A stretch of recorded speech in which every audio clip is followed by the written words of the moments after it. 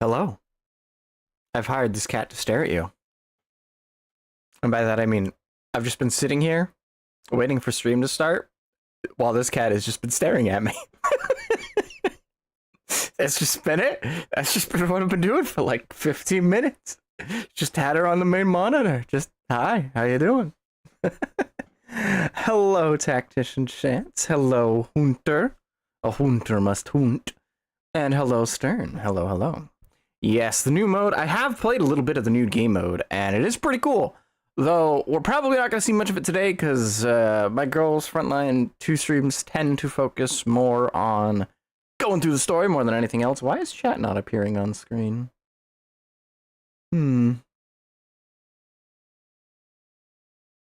Well, let me fix that real quick. I'll at least get the YouTube chat up on there. Oi, oi, oi. You think you know how to stream, and then this stuff happens. That's the wrong one.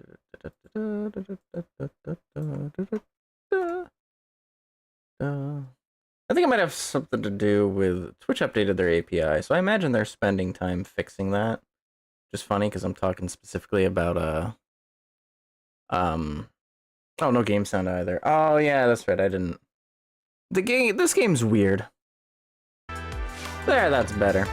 This game's weird. You can't do like a video capture. You can't capture the video on it for some reason, but you can still get the audio. So I had to I gotta like do the game capture for the audio, and then I do a monitor capture for everything else. It's a little weird, but it works. Thanks for pointing that out, though, Stern. It would have been real awkward if we had just continued playing without any game audio. Yeah, I'm using tab out of the game. I know that, but there was also the other fact is that it just wasn't set up to begin with. Anyway, before we begin, the game's given me a couple of the game's given us some free recruit stuff. Well, let's just do 2 10 pulls, cause why not? We're saving for the twins, but I mean we can at least get closer to a guaranteed elite item, or maybe we'll get Glue Guy. Who knows? Crazy how many VTubers got sponsored to play this event. What? And they didn't sponsor little old me? How dare they? We'll show them by not getting anything. I already have her maxed. Yeah, I was gonna say. Awesome, nothing, love to see it. Alright, let's hit the button again. You won't get Klukai, and that's where you're wrong! He was right, actually. Who could have seen this coming? 2 10 pulls in a dream, yeah. Well, we'll save the one, because if I use it, then we get an odd number. Yeah, we get an odd number here, and we can't have that. That just ruins the luck. You can't do that. And we're not gonna spend any gems, because again, we're saving for the twins. All right, let's get started. To the story. The story's pretty long, or at least it looks like it's pretty long. It's got a lot of it seems to have a lot of chapters to it, so this might be a 2-parter for part 1, but we'll see. I'm gonna make the game a little bit quieter. Actually, it's quite loud. Probably won't name them, but I think press accounts ain't the way to do it. Most of them have a clue what they were doing. Lol. I would have been a little bit better then, because I've played Girls Frontline 2. That's it though. I wanna... Girls Frontline 1 I would definitely get into. But I'm told there's a lot of content there. It's gonna take a long time. And yes, we have Codename Bakery to do. I'm gonna start that on Friday. That's gonna be fun. I look forward to that. But let's get started with this. I'm imagining this isn't voiced, so you're gonna have to put up with my voice for today. Apologies in advance. Because this game has a mostly female cast, so I gotta like try to do female voices. It's awkward. It's awful. It is voiced. Oh, it's voiced. Great. I don't have to do lady voices. Nice, nice, nice, nice. Or there's a 43-page document covering Girls Frontline 1. Actually, that's not as much as I would have expected. Even in the place furthest from the sun, daylight does not fade so easily. Woo! Oh, this is gonna be good. This is gonna be good. It starts with mailing. Yeah. Oh, this is from last time. Yeah. This is how the last one ended, I think. The last event. So we're picking up where we left off. Cool. And it's the bare minimum about Girls Frontline, by the way. Oh!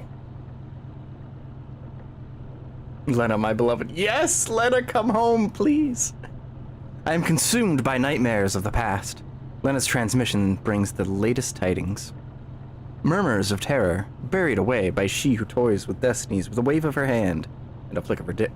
The sandbox tells another tale.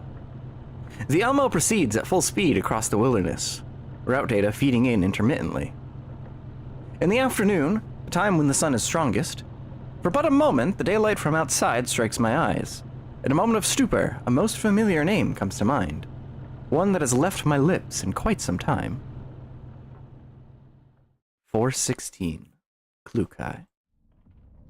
Klukai and Mekti shelter from a collapse storm in the remains of a building. Oh, there's the motorbike! Hope they get these events archived soon. Yes, me too. Cause like, yeah, you don't know what's, you're just getting thrown right into this if you didn't do any of the events leading up to this. God, it's kind of sucks. I hope they fix that soon. Gravel endlessly pelts the ruins as it gets propelled by the raging storm. The frail windows emit an unsettling screech, ready to burst into a million tiny blades at any second. Mekti leans against a broken wall far away from the window, looking at the seething collapse storm outside with fatigued eyes. なんなのここ。コーラプスストームの予兆とかなかったのに。アンドリスと美容家が羨ましい。臨時拠点にこもってるだけで先見調査もやらなくていいんだから。レッドエリアの近くで気象予報を知りたがるあんたの方がよっぽどどうかしてるわね。はいはい。A great gale rushes over the building, bringing with it a variety of swept-up debris and grabbing Mekti's attention. 今の何？木箱が飛んでいったように見えたけど。やっぱりバイクを建物の中に入れて正解だったよ。せっかくの装備が風に飛ばされたら困るしね。Motorbike. I hope there's. I mean, I feel like there's gotta be, but I hope there's at least one cutscene with the motorbike. That'd be sick. 私は逆に吹き飛ばされてほしいけどね。あんなゴミ。All that trash along. 分かってないな、来る会は。The trash man. 今まで調査した集落の設備と比べたらお宝レベルの優れものなんだから。G11, the sleepy Oji-san. This is my first interaction with either of these two characters. I mean, obviously I don't know much about them, but I like them so far. She proudly glances at the backpack strapped to the motorbike. それこそ集落の子供たちも羨ましがるくらいに。パラデウスのことを訪ねに行かせたのに、子供と遊んでたの。まあ、そんな怖い顔しないでよ。聞き込みはちゃんとしたよ。でもみんな何も知らないんだもん。あそこの集落の人たち、パラデウスはおろかレイトみたいな人形も見たことないんだって。416 or Klukai is the I'm all you need doll. I have seen a few of those memes. リバンの言ってたまだ活動してるって話、本当かな。それが分かればこんな任務に就く必要もなかったでしょ。 Yes. 聞いてみただけなのに。にしてもパラデウスの残党は殲滅したって話だったのに、なんでまた。そんなに仕事熱心なら404に来てほしいよね。銃を撃つのには変わりないんだし。You just shoot people, you know? It's all you need in life. For legal reasons, that's a joke. The storm shows no signs of letting up. Mekti scratches her head in frustration and lies down. Lukai follows Mekti's gaze, looking outside briefly before returning her attention to Mekti. ほら、立ちなさい。任務中は警戒態勢を解かないこと。Lukai approaches Mekti and tugs at her jacket. The latter refuses to get up and only changes her position lazily. もう、どうせ忙しくなるんだし、休める時に休んだ方がいいじゃんか。True. Let Mekti just have a little nap. It's fine. パラデウス絡みの任務ってやたらと難しいくせに大抵ろくな目に合わないし。True. True. こんな無駄骨な依頼引き受けるなんてリバも何考えてるんだろう。拠点でじっとしてた方がまだマシなのに。I really like the Mekti expression so far. Klukai lets go of Mekti and looks at her helplessly. 彼女が何を考えようと、私たちは任務を遂行するだけよ。別にサボってるんじゃないよ。外の嵐は止む気配ないし、ここで隠れる以外にやれることないじゃん。She's a goofball. She's our goofball. 来る回も少しは楽にしなって。ここに来るまでパラデウスどころかバリャーグも賞金ハンターもほとんどいなかったし、これで生きムクロがいなかったらめっちゃ治安良好じゃない？ Now that I think about it, if this is voice, I might be getting in the way of some of the text. Let's go ahead and there you go. That covers more. That covers less of the screen. Poor Angie, she's getting shoved off the screen.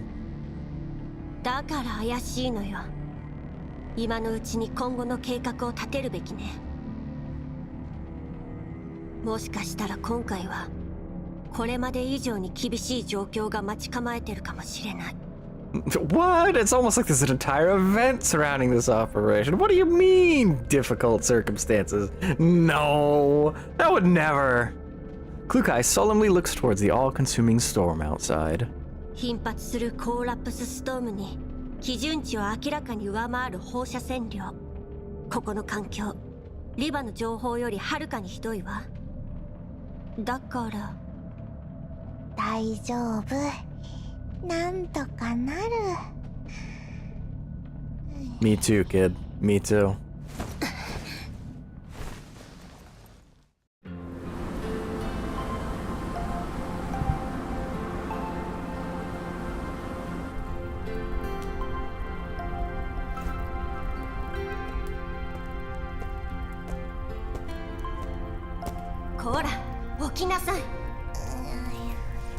Eh, 5 more minutes.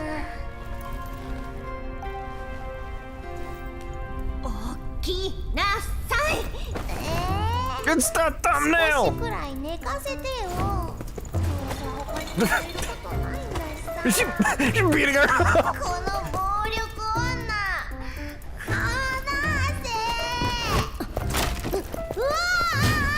Oh my god.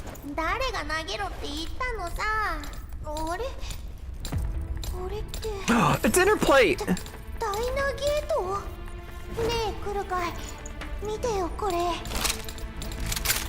そんなの分かってる。それより周りを見なさい。That's a lot of plates. Where's Beepy when you need him? 何これ？無駄口叩いてないで戦闘準備。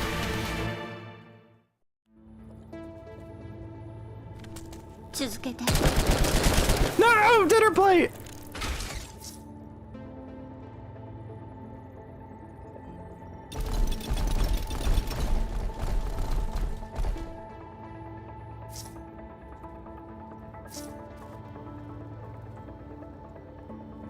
All right, gang. You know what time it is. And auto battle. 今度は引かない。 Those are weird looking diner gates. もう逃げたりしない。みんなのために。 I know, right? 逃がしたってろ。 Wait a minute. Since when did diner gates stand on 2 feet?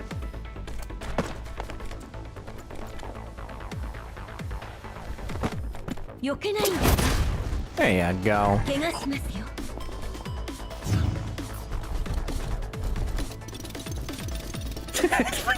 Love the little sound effects on their little feet.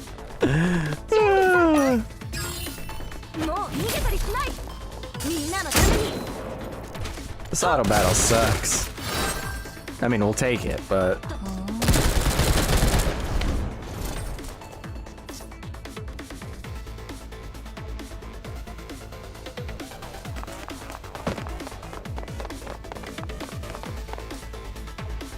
good job, team.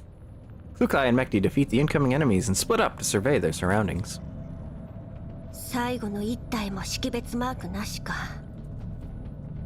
唯一の製造番号は鉄血構造がまだ稼働してた頃に与えられたものだわ。ミュシティ、そっちはどう？ Mekti's listless voice comes through the comms.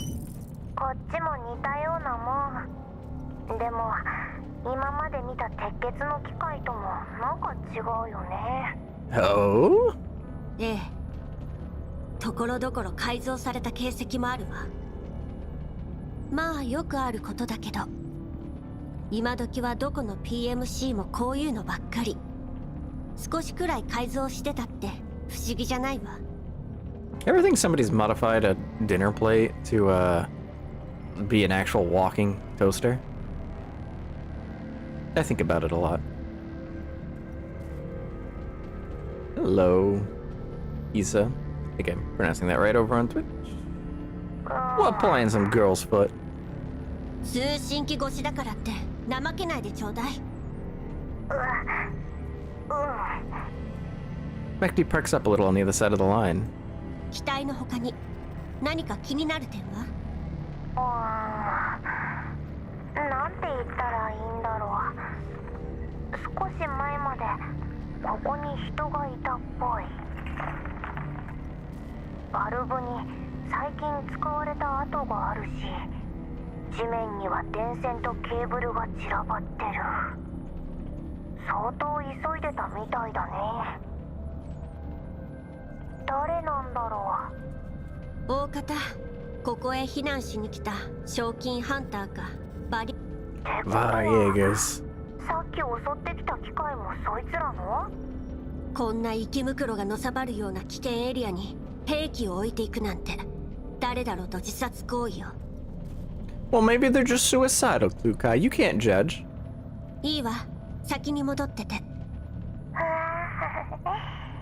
っと休める。 Mekti looks as if she's been released from a great burden as she ends the call. 当然の結果ですね。 Good work, team. 残念ですが、あなたがここまで。 Poor G11, I know, right? Kukai and Mekti continue to shelter from the storm within the ruined building. Kukai attempts to contact their temporary base while Mekti resets? Resets? Why did resets come to mind? While Mekti rests in the corner. The persistent no-signal notification dashes Kukai's hopes of contacting the outside world. Can't contact the base and the other person. A hint of frustration arises as Kukai thinks of them. In truth, she's glad she sent a message before she set off. A habit she's kept to these past few years before leaving for a dangerous assignment. 嵐の中は電波が悪すぎる。まだアンドリスたちと連絡がつかないの？だからみんなで行こうって言ったのに。来る会が先見調査だなんて言い出すから。一緒に動いて不意をつかれて襲われて、ここで全員仲良く遭難してた方がいいっていうの？臨時拠点のソファーが恋しいよ。Be lounged on those 今頃 babies. 二人とも I like 座 that って phrase. 休憩してんだろうな。彼女たちだって楽をしてるわけじゃないわ。デールがアンドリスのために組んだプログラムと外付け装備はどれもまだテスト段階。臨時拠点で調整するのは当たり前でしょ。あんたみたいなサボり魔と一緒にしないで。Oh! Oh! Burn! Mekti rolls over, ignoring the disapproval in Klukai's eyes. Yet, finding things that are still not quite comfortable, she lazily scoots over to the motorbike. いいじゃんサボったってソファーはないけど私にはこれがあるもんね Did you bring a pillow? どこに置いたっけ Is that backpack just housing a giant pillow? She produces a travel sleeping kit from her backpack. Hey, would you look at that? 戦いは進歩しない割に寝具は充実する一方ね。Hey. Rest is important.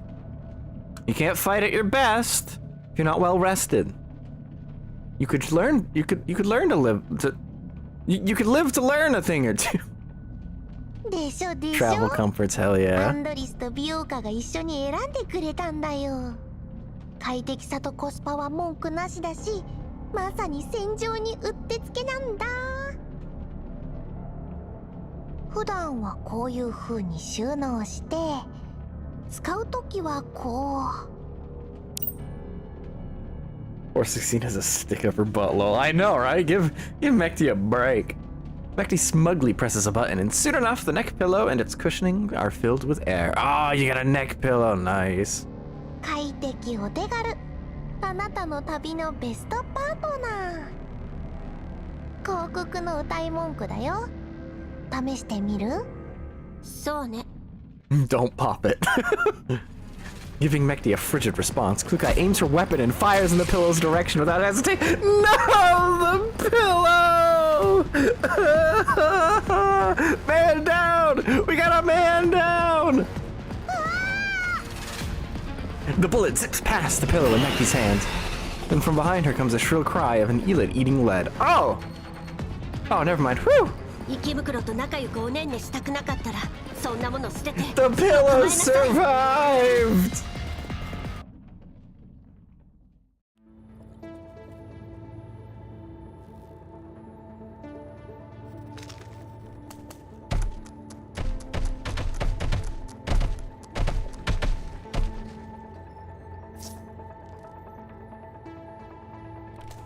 Do どいて。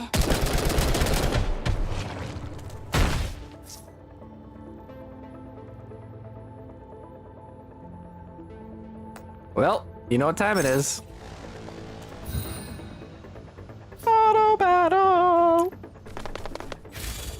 今度は引かない準備万端 Good work. もう逃げたりしない。みんなのために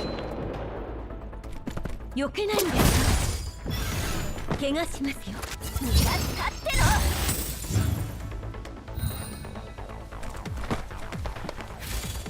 今度は Beautiful. Love to see it. Good work, team.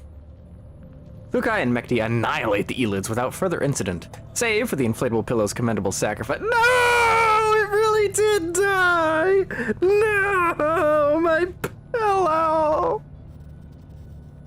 Mekti crouches down and fiddles with the damaged pillow on the ground, sorrow written all over her face, as she prepares a funeral for the dearly departed. 完全に壊れちゃってる You and me こ both. んなのもう直せないよ Comfort is forever gone. 来るかいさっきの絶対わざとでしょ Don't let her get away with this, Mekti. She killed our pillow. She did it on purpose. Pillow said, "Bye, I will avenge you." Paying no attention to Mekti's pitiful cries, Klukai casts her gaze outside to find the veil of gravel and sand clearing up. コーラプスストームが弱まった。 She pulls up her comm screen as she speaks, and sure enough, the signal has been restored. Klukai dials, and a series of commands already committed to muscle memory, and an image of the call's recipient soon appears. まだ半日しか経ってないわよ。正確には5時間だけど。I mean, she does carry Mekti on her back all the time. Then she could serve to use the pillow herself. She didn't have to destroy our dear ally. Spotting Andoris behind Belka, Klukai immediately begins her enquiries. アンドリス、頼んでおいた情報は？リバからの情報をもとに、この辺の闇ブローカーとブリーフのデータベースから詳細を調べてみたよ。残念ながらパルセウスに関する記録はなかったけど。Mekti's a gremlin. She sleeps most of the time and drinks energy drink just to shoot. Nice. I mean, I figured out the sleeping most of the time already. It's quite apparent. 続けて。環境データについてはリバの情報とはかなり違ってた。特にここ半年から1年の間は環境汚染が大きく進んでいて、他のレッドエリア周辺よりもコーラップス放射線量が高くなってる。 Girl, you sound like shit right now. ブリーフの記録によれば、この地域に入った賞金ハンターが次々と失踪してるせいで、なかなか情報が入ってこないみたい。ロレンの浄化作業執行部門も、これが原因でデータ更新が遅れてるんだと思う。Yep. We learned that one from the last event. へえ、私 New たちの Shadow. 調査結 Oh 果 yeah, と hey 類似する Shiroi. わ。I didn't say hi, I realized. それと、私とミスティが武装した不明勢力に襲われて。 Oh, nobody pointed out that the chat fixed itself on screen. How dare you? How dare you? This looks like it looks like I don't know what I'm doing. I don't know what I'm doing. Boop. There, fixed. Except not. No, that's just Twitch chat. Okay, never mind. Get rid of that. Okay, fixed. Cool. Well, did you know G11 was apparently in a collab event of some kind and froze to death? G11 popsicle amount. What the hell? Huh? If you want an electric team, Andorus is good and so is Belka, so you can make your elect team all 404 members. Cool. Especially since Lena got buffed recently in the... Oh, nice. Nice. So she'll be buffed before she even makes it here. Cool.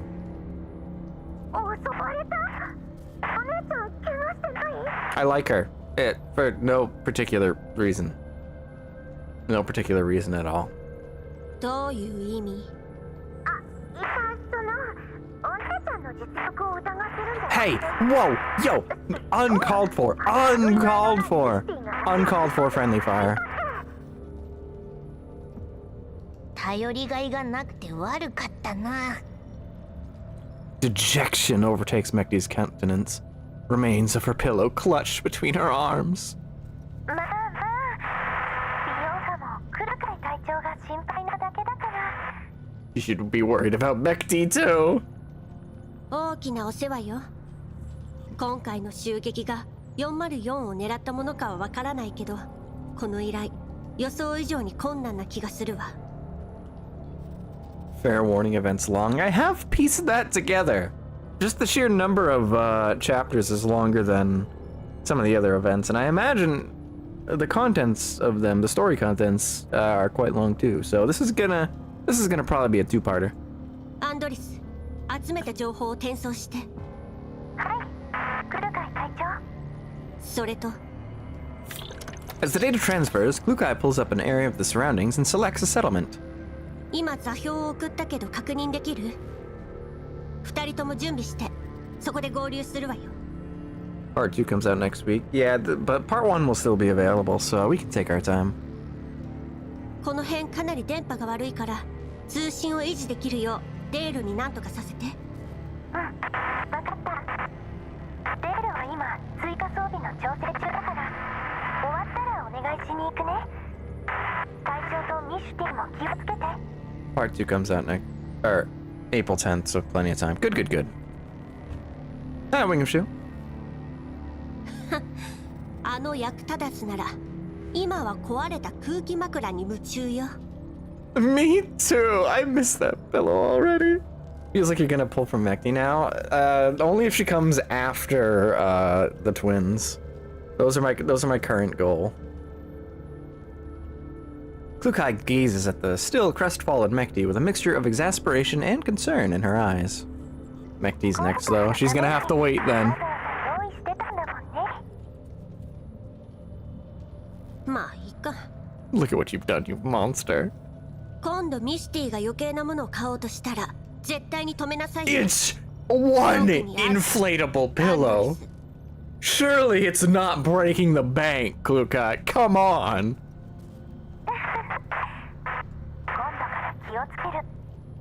Buy her 10 more. You owe her. Anders nods with a gentle smile on her face. 本当に反省してるのかしら。それじゃあ切るわ。もたもたしてないで嵐が止んでるうちに出発するのよ。やったー、お姉ちゃんに会えるのが待ちきれないよ。当然の結果ですね。残念です。 He seems like a jerk, but actually cares about her team and Mekti type of character. Yeah, I can tell. I can tell.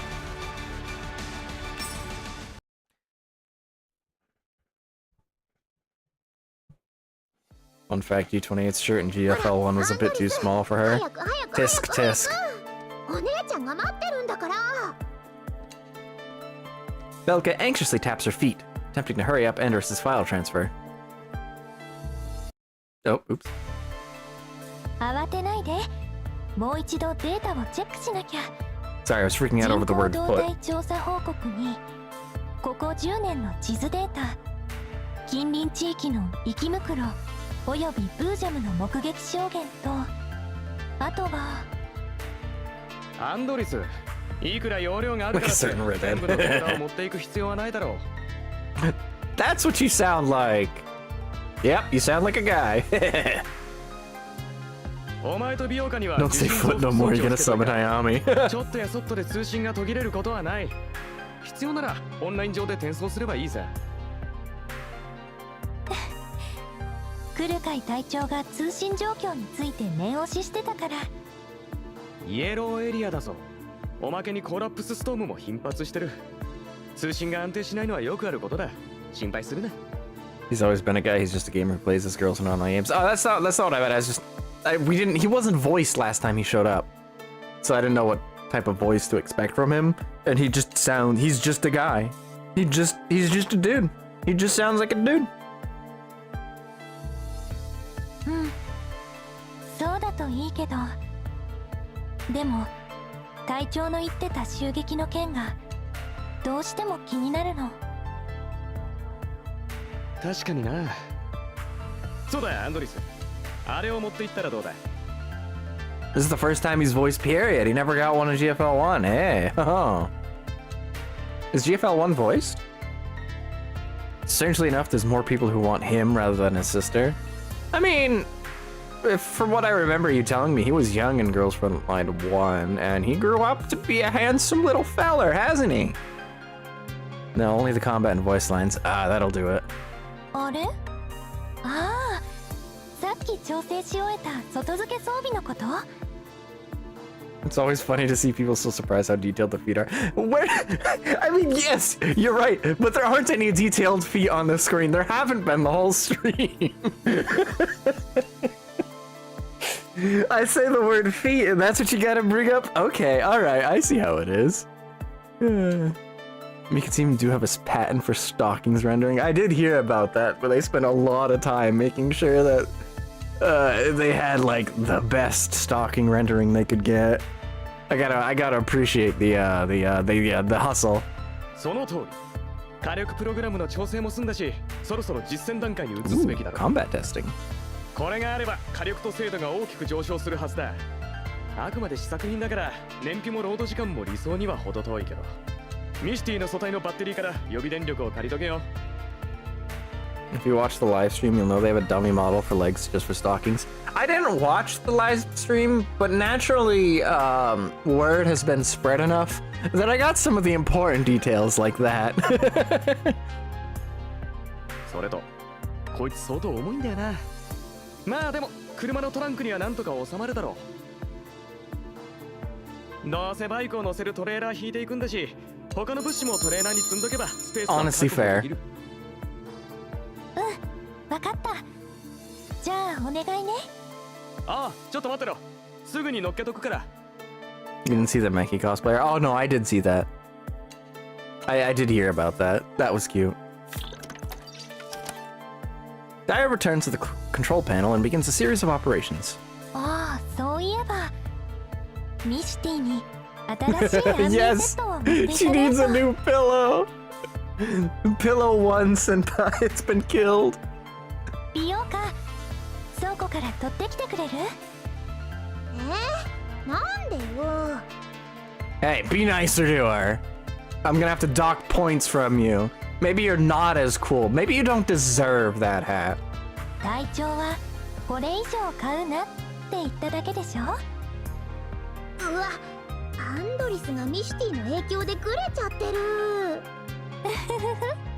仕方ないな。取ってきてあげるから。はいは Judging hats, are we now? I feel like I have the right to do this as a hat myself, you know? ーい。エールもだよ。分かってるよ。アンドリス、車はスタッフがチェックし終えた。このデータさえ転送すれば出発できる。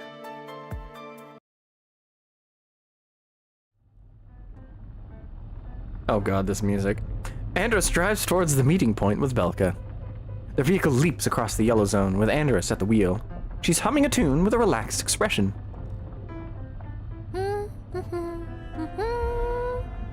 I like Andrus. She seems nice. ねえ、アンドリス。確かにお姉ちゃんには早く会いたいよ。でもそんなに飛ばさなくても。 Speed up. もう Speed up. スピードを落として。 Yeah, she said the word speed. That definitely, she was definitely saying to speed up. Definitely. But she has no hat, so you shouldn't like her. We can give her a hat. She's got a hat in spirit. Maybe we can teach her how to actually wear a jacket too while we're at it. 早すぎちゃった？ As she speaks, the jeep flies off a small incline. Belka holds onto a handrail for dear life. うわ普段はのんきなくせになんでこんなに運転荒いのよ。 She lives for the speed. イエローエリアだもん。衛星都市やホワイトエリアよりも走りやすいから私でも簡単に操縦できちゃうの。 Gotta get that pillow rapid delivery. Next day delivery, baby. ほらこんな風に。 She smiles and slams on the accelerator as the jeep piles through a small eylet in its way. Oh! のんびり運転できて楽しいな。そうなんだ。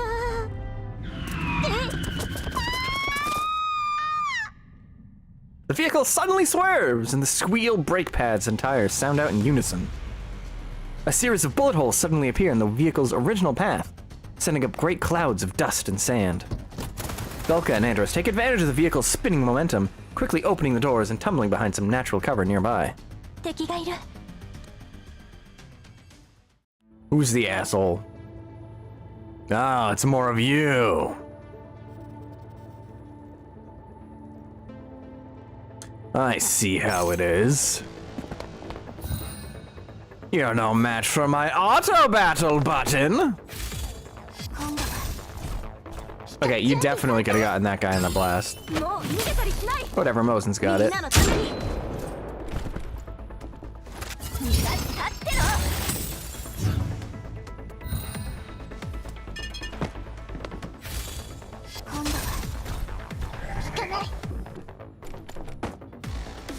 It's just the one dude left. This is just gonna be a lot of solo. Nobody else gets to do anything. Good job. 送ってもらった戦闘記録を見るに私たちを襲った機械と似たような改造が施されてるわね。これだけ人気のない場所だもの。所属不明の同一勢力と見て間違いないわ。隊長、それって？ええ、偶然にしてはできすぎよ。これは明らかに組織的な襲撃。でもどうして私たちを狙うの？まさか。Perhaps. 断言はできないわ。もしかしたら Perhaps it's Paradise. 対象は404に限らないのかもしれない。ここ1ヶ月で賞金ハンターが何人も失踪して Math checks out. つまりそれらは環境から来る事故ではなかったと。 I mean, I feel like bounty hunters would know what they're getting into in any of these zones, so I imagine the environment wouldn't be able to kill all of them. これも推測に過ぎないけどね。でもユッとするに越したことは。 Uh-oh. A wave of static washes over the communications channel. Klukai's projection violently shakes a few times, then disappears entirely. Comms are down again. あら。 Andrus attempts to restore the connection, but her efforts are for naught. どうしたんだろう。こっちの信号は問題なさそうなのに。 She's dead. 体調の方で何かあったみたい。またコーラプスストームが強まったのかも。え、おね。とりあえず今は計画通りに行動するのが無難かな。遠隔で通信障害を解決できるかどうかデールに聞いてみてもらえる？わかった。 He's dead too. Everybody just died. 結果ですね。残念です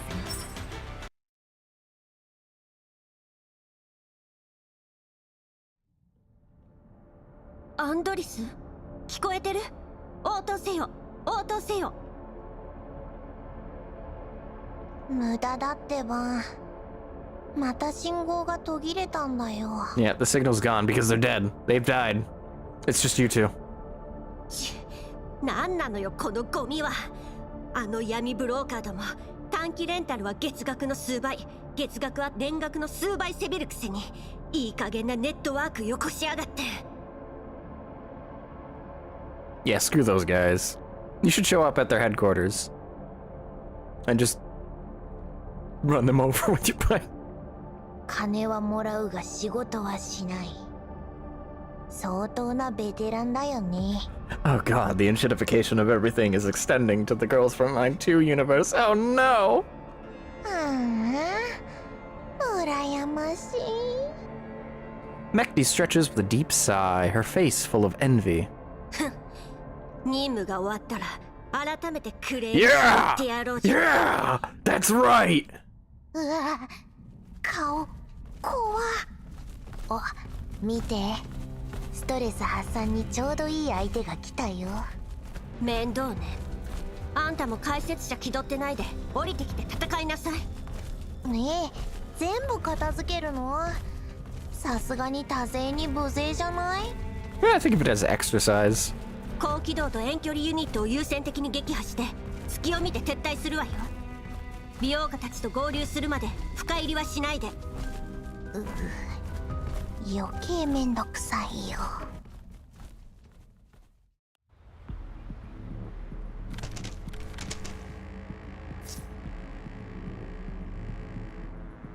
Ah, it's an evac mission. Okay, okay. Alright, alright. I imagine it's actually just gonna devolve into just murder all of them, but you know. Reach the designated location. No, it actually is an escape mission. In that case, we're gonna actually swap off of the slow snipers for once. I got a bad habit of not doing that, so let's just do that real quick.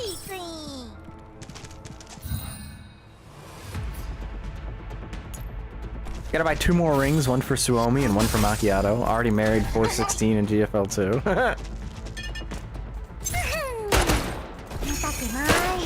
Nice, nice.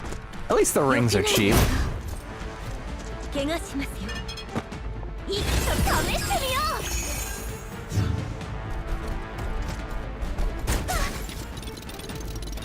Yes, mess him up! Dinner plate.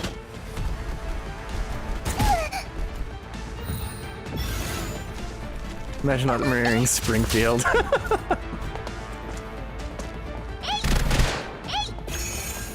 Why did you stand in place and do that? Who says I'm not gonna buy one? Did I not say that she was or that the rings were cheap? Oh, you're saying you're talking about Springfield. Gotcha.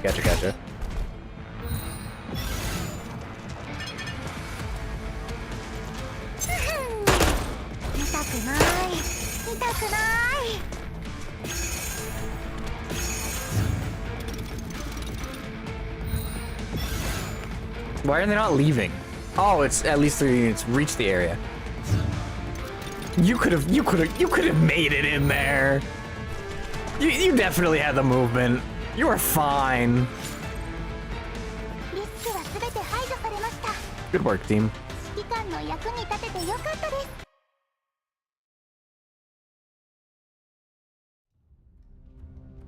不明な機械どもに追撃されたせいで予定ルートから大きく外れたわ。 Hopefully we can hit top 10% like last time. Bernard hit 4K twice now. I think we're gonna get carried again. I think so. I feel bad. I forgot that it was going on, and I only checked into today, so I have done nothing for the rest of this so far. I'm also still level 50, so I can't even do like the higher level stuff that gets more points. I really am getting carried. I'm terrible. I'm awful. My account recently reached level 50 though, so that I think opens up a few more things. Clip. Don't clip that! Send that to Hayami. No! Why would I do that? Why would I out myself? I'm just gonna get kicked from the club, you know? I can't do that. Klukai checks her terminal and once again finds that only short-range communications are available. Long-range comms are still down. 話は収まらない。信号も途絶えたまま。位置情報すら取得できない。 You won't kick friends out. Nah, I'm not actually worried about getting kicked out because I actually do log in periodically, but you know. つまり道に迷ったってこと？はあ、やっぱりパラデウスが絡むとろくな目に合わない。 She would kick a range so she would have all the feet for herself.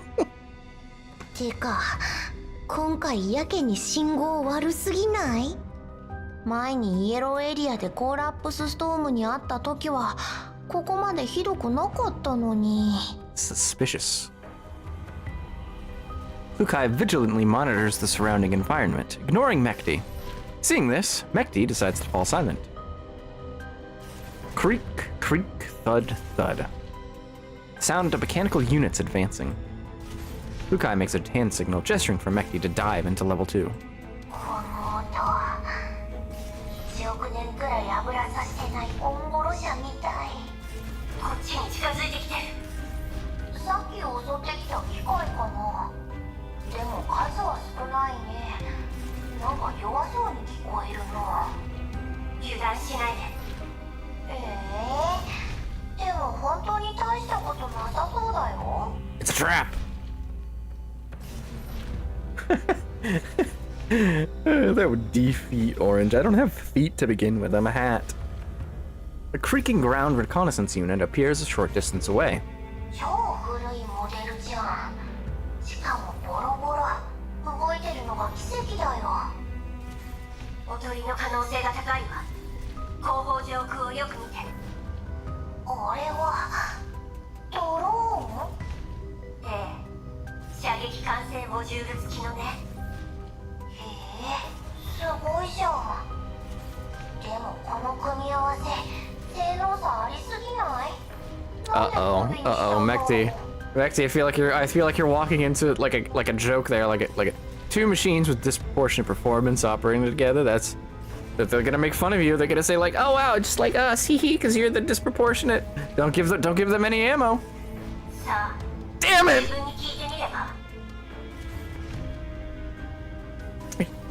Damn, Mekti, I tried to warn you.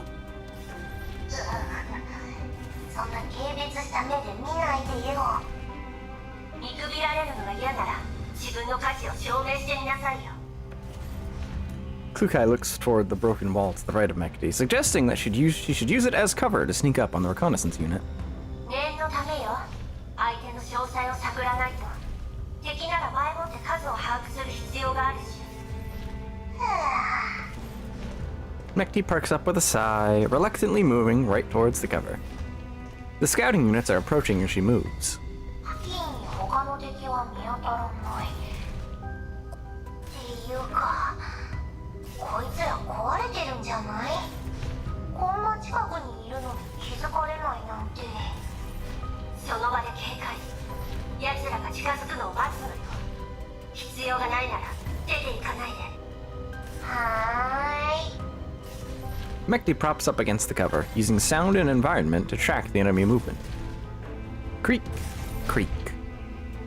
The joints on the ground, mech, creak rhythmically. Oh. That sentence just threw me for a second there. Let me try that again. The joints on the ground, mech, creak rhythmically. うわ、まるで老人の朝練じゃん。 What an odd thing to say. The ground mech stops abruptly, as if its power had been cut. あれ、音がやんだ？ No, I just stopped moving. 壊れたんじゃないよね。何してるの？隠れてて。 But Klukai is too late. Just when Mechty tries to shift herself for a better view, she conveniently exposes herself to the ground mech sensor. Uh-oh, uh-oh, uh-oh! The warning light on the ground mech flashes red and it emits an ear-piercing alarm. At the same time, the UAV launches an attack. The abandoned container Mechty was using as cover just a second ago is riddled with bullets. なんなのさ。 Mechty dodges the attack and darts towards the other sources of cover. Meanwhile, Klukai takes the opportunity to break the drone's wing with a 3-round burst, while the ground mech simply keeps blaring its sirens. At this moment, a group of armed humans and mechs appear on the northwest side of the building, raining down fire on them. 他に敵はいないんじゃなかったの？レーダーが反応しなかったんだもん。偵察型人形じゃあるまいし、探査できる距離なんかほんのちょっとなのに。それに待ち伏せしてたなんて誰が予想。 Damn. Me in the new game mode. Accurate. Although I've only played one level, so I haven't seen the worst of it yet. Are you deliberately exposing yourself to get the enemy target? Yes. Oh yeah, Tarkov mode is out. I guess that's accurate.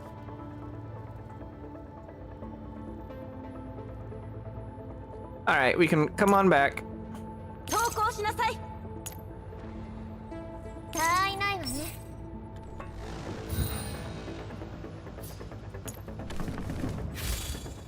Target rich environment! Yeah! Oh my god, mess them up, girl!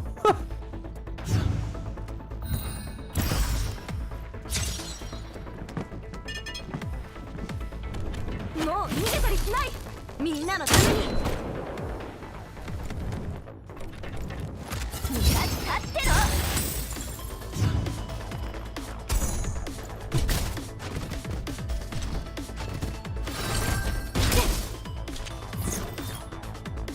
Auto be winning, sure do. 準備万端。 The aura, the presence to just walk up to them and just buff. 避けないで。 Mad respect. 怪我しますよ。今よ。楽勝 Oh よ。 my god.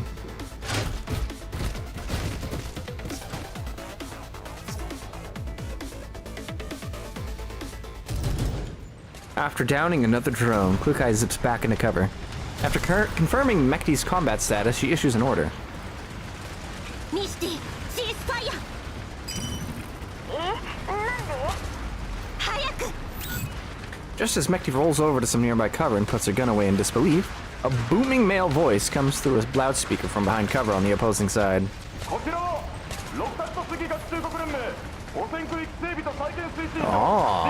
Oh no. The Russians! Actually, technically Soviets is more accurate because Soviet Union. But you know how it is.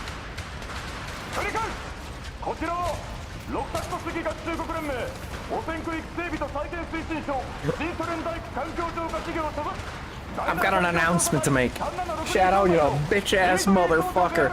You pissed on my fucking wife. And he said his penis was this big.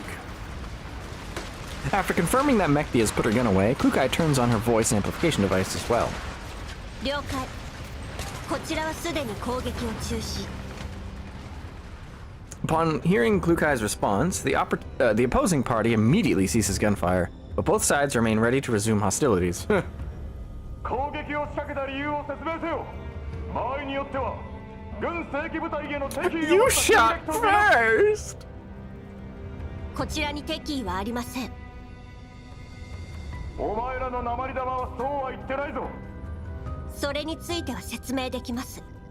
互いの誠意を示す意味で10分後本戦場中央で話し合いを行っては A foolish こちらはい decision, かな really. る武器も携行しません。いいだろう。だが妙な真似はするなよ。 The voice falls silent. Mekti has retreated from the front, gazing at the other side of the battlefield with visible concern. The armed forces are recuperating after the combat. なんでロレンの人がやばいよ。あの男の人かなり怒ってたよ。 Never trust the military. 話し合いには私が行くからあんたは後ろで警戒してて。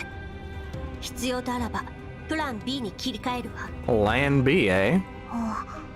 プラン B？ 待って、まさかこんな時に制御スイッチ使う気？敵か味方かわからない以上リスク回避のためにも警戒はすべきよ。もちろん可能な限り衝突は避けるわ。 Listen, you won't really piss off. You can't really piss them off if you just eliminate all of them and then they never figure out it's you, as you know. わかった。誤解が解けるといいけど。 Simply eliminate the opposition. から Mekti, I believe you can do it. Military men shot first, then ask if you're single second. Right? They literally shot first! You bastards.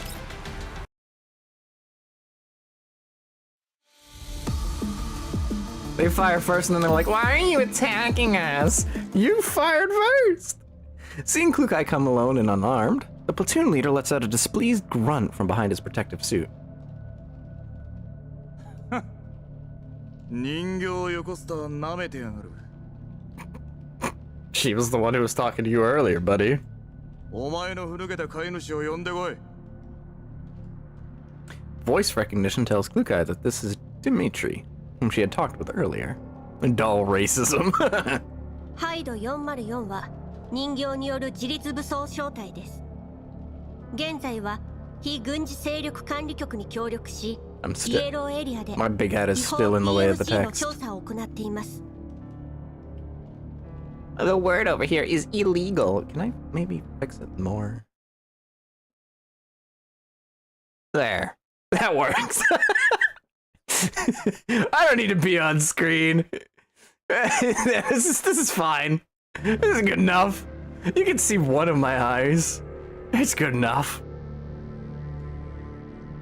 Hold on a second. Actually, hold on. Actually, I got this. Hold on a second. Let's just... Oh, wrong way rotation. Which is perfect, no more Ori. Shut up. Keep rotating.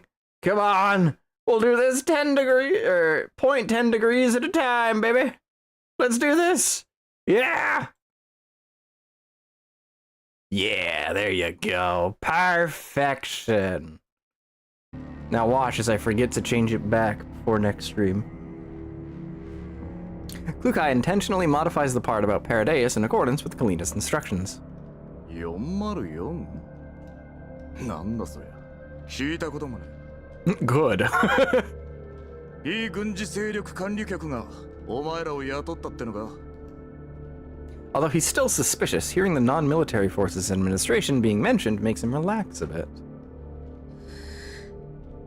私たちは表向きには存在しない人形です。無理もありません。そろそろ本題に入っても。いいぜ。本題に入ろう。 Dimitri takes a look at the radiation detector and ensures that the reading is within safety limits. He then pulls the protective hood off his head, revealing the face of a middle-aged man with an angular jawline. Years on the battlefield and years of desert wind have left their marks on his face. 相変わらず窮屈な防護服だぜ。 Oh no, he's hot. But maybe. He curses quietly with grimace. then looks at Klukai with unbridled disgust in his eyes. 非軍事勢力管理局の人形ね。それにしちゃ戦場のマナーがなってねえな。 The rules of engagement. You shot first! 素性も確認せずに攻撃しろって奴らに教わったのか？ Is that what they taught you? こちらは今まで所属不明の武装勢力から連続して襲撃を受けました。そちら側の偵察用機械兵器にはロレンの識別マークがありません。Am I just こちらの misremembering? 攻撃はあくまで自衛です。 Did that drone not fire the first shots? Am I crazy? Am I gonna have to go back and like review that? Because I swear to God that drone shot first. Yet everybody's acting like Klukai and them shot first. Wait for it? Okay. おい、頭がショートしちまったのか？所属不明の武装勢力なんざこっちは見てないぞ。 You're welcome. 信じるかどうかは自由です。遭遇しなかったからといって存在しないとは限りません。それに先に攻撃してきたのはそちらのドローンです。ドローンはプログラム通りにしか動けないが、お前らもそうだったとはな。You left your drone in auto mode? おっと忘れてたぜ。人形ってのはアルゴリズムなしに動けないんだったな。命令に従うだけのガラクタだ。 You should just kill this guy.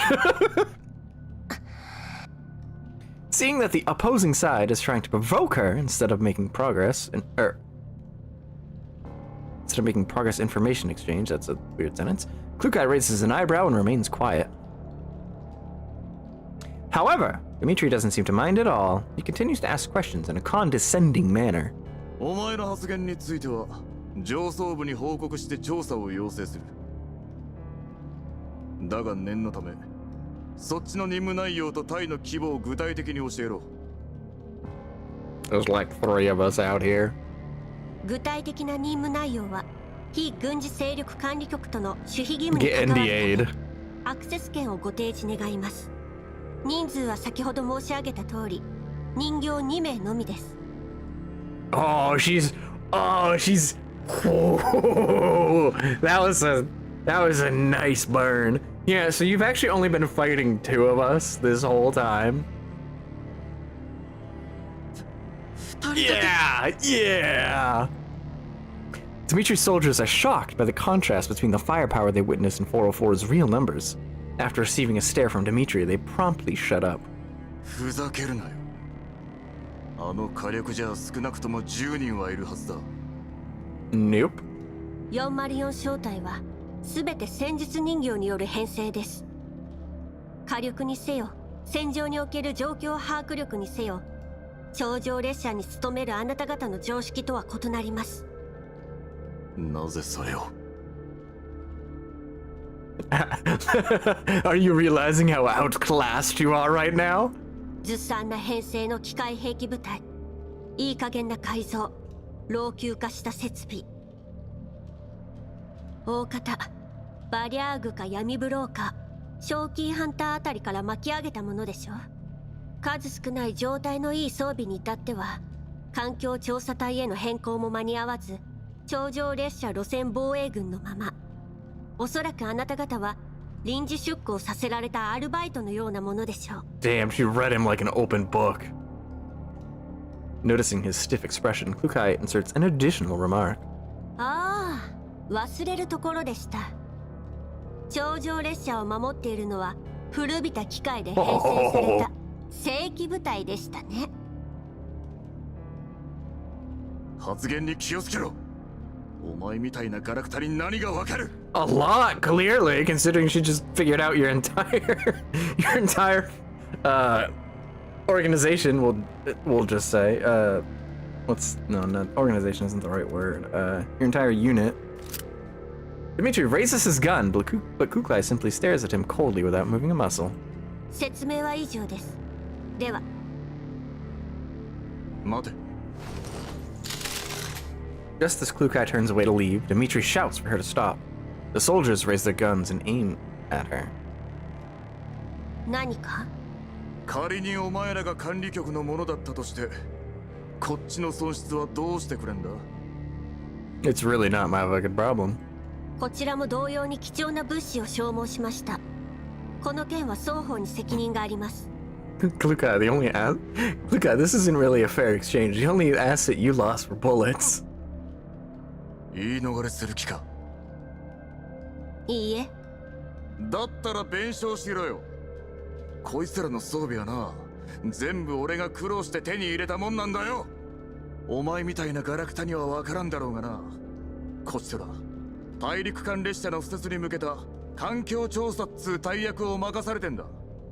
管理局だからって容赦はしねえ。こちらに弁償の義務があるとは思えません。True. Facing Lukai's unwavering attitude, Dmitri takes out his communicator. そっちがその気なら、こっちにも考えがある。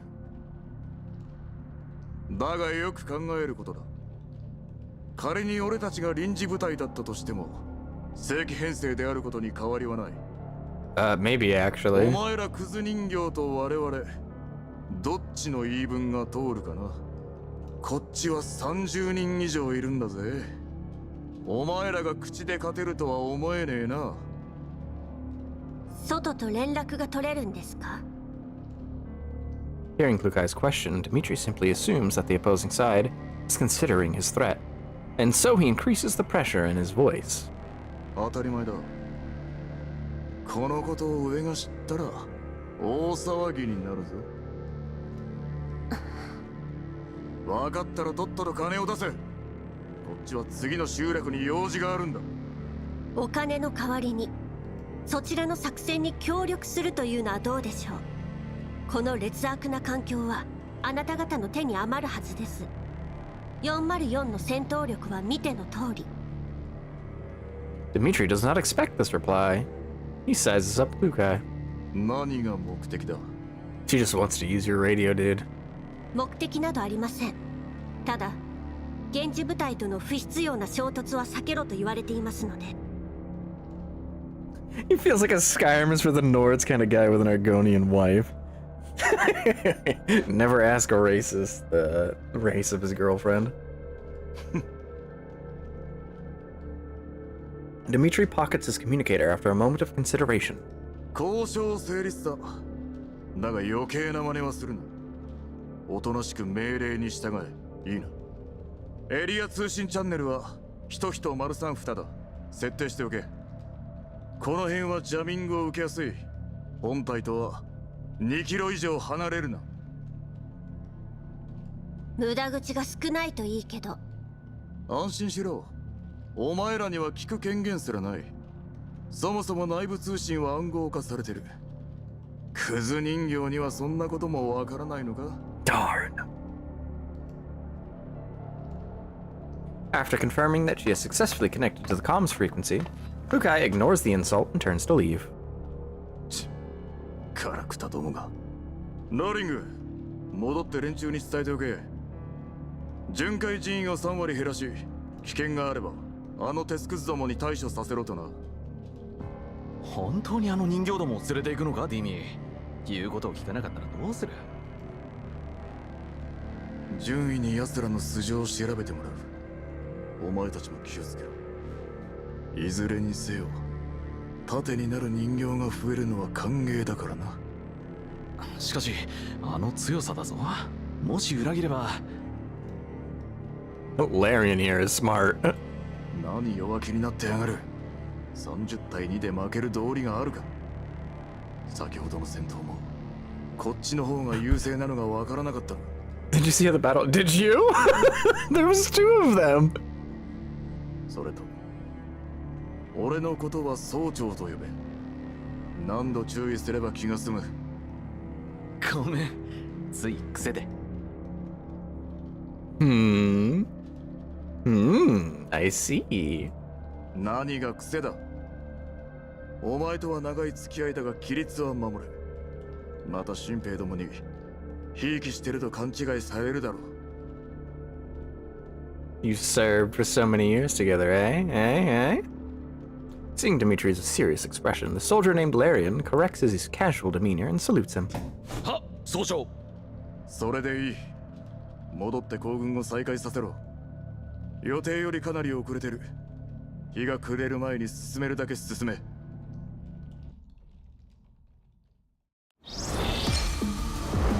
What an asshole! Yeah, it's probably gonna be. Well, we're not doing too bad on time. This will probably still be a two-parter, though.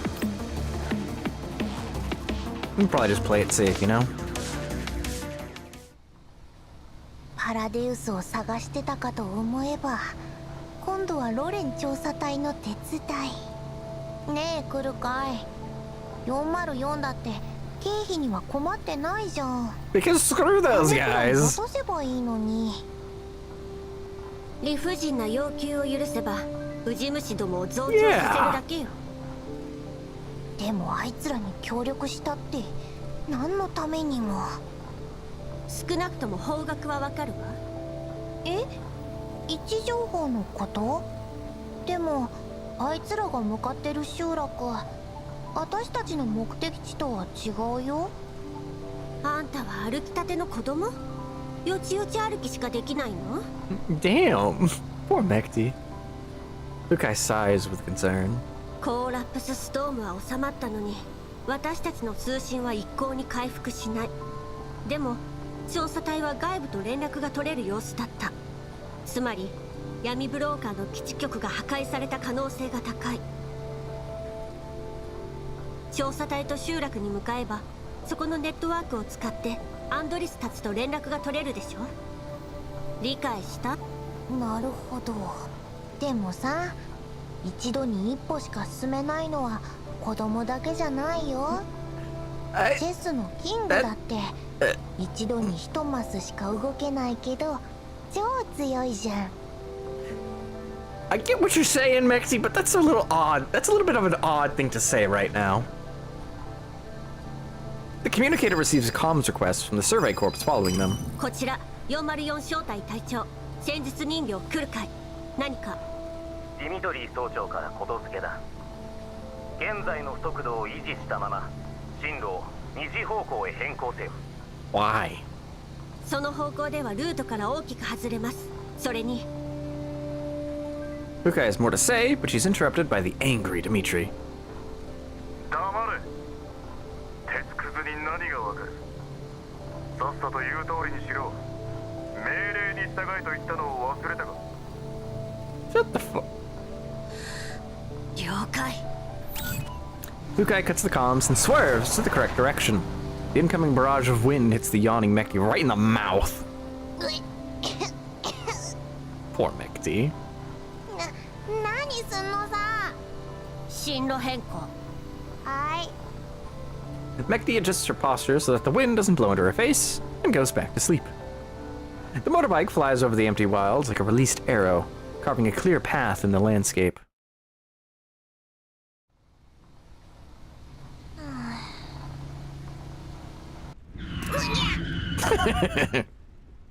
The motorbike suddenly brakes. The slumbering Mekti loses her balance, but Klukai catches her before she falls off.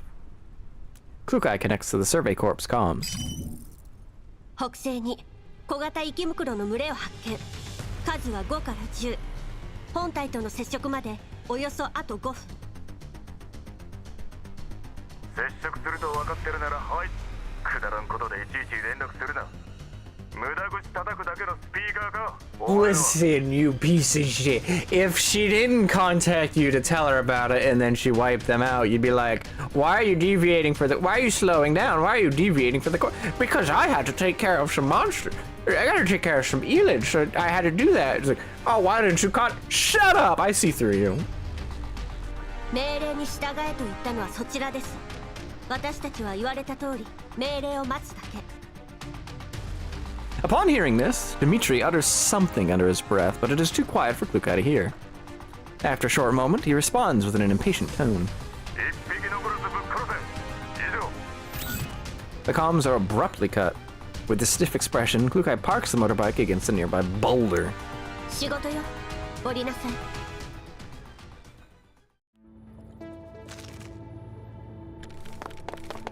If this mission doesn't have 5 to 10 elids, we riot. Okay. Oh. Oh. Support units are. Oh, okay, okay.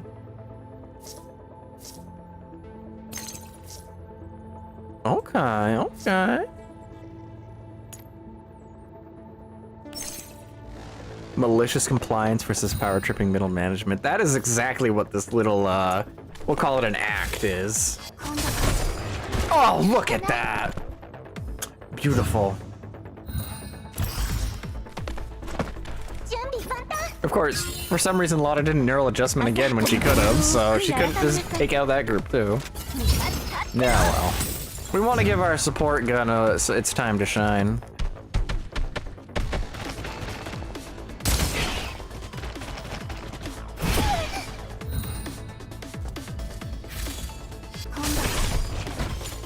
Good job, Lotta. The elids have been eliminated and the main force arrives right after. Under Dimitri's orders, the troops stop to collect samples from the elid corpses as part of their routine. 到着しておきながら高みの見物とは、ロレンの軍人は随分と勇敢なんですね。 You're a doll. It's your duty to die for humanity. Blah, blah, blah, blah, blah. I'm Dimitri. I'm a big dumb idiot. Blah, blah, blah, blah, blah. この程度で応援が必要ってんなら、グリーンエリアで窓拭きでもした方がマシだな。Alright, I was slightly off on my prediction. Noticing something off about Klukai, Mekti tugs on her clothes. まあまあ、確かに大した数じゃなかったし。People who collect the Gunsmoke rewards after not participating, right? 当たり前だろ。総長が選ぶルートはいつだって一番安全だからな。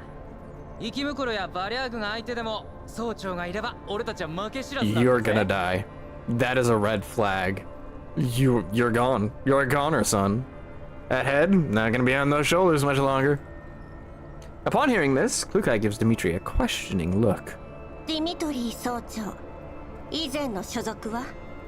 ああ？頂上列車を警備していただけの人間にそんな経験や勘があるとは思えません。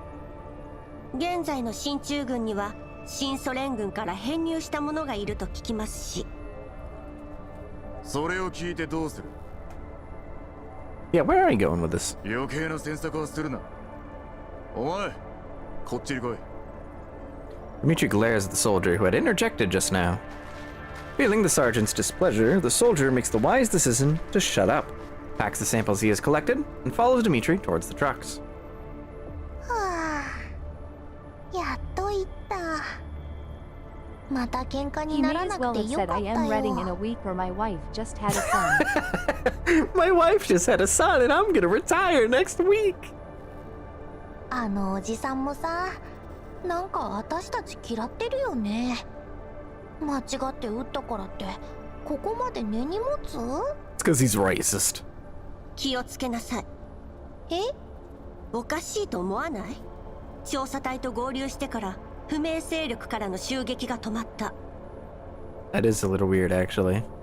え？諦めたんじゃない？人数も増えたし。その程度の警戒心しかないんなら、確かにグリーンエリアで窓拭きでもするべきね。Oh, Mac, no, don't be so mean. 先を急ぐわよ。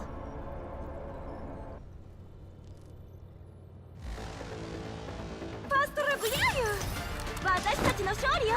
どうしたち？ They probably had a thing for a doll who then forgot all about him the next time they met. I just have a feeling, lol. Oh, that would be so sad.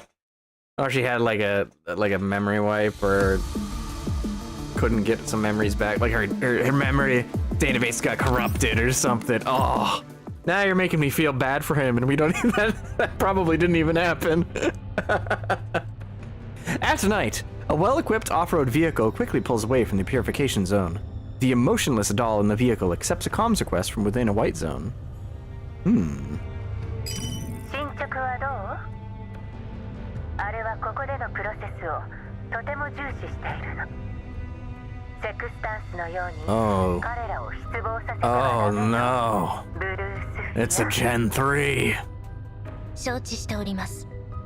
ですが報告によれば状況にやや変化が。そう。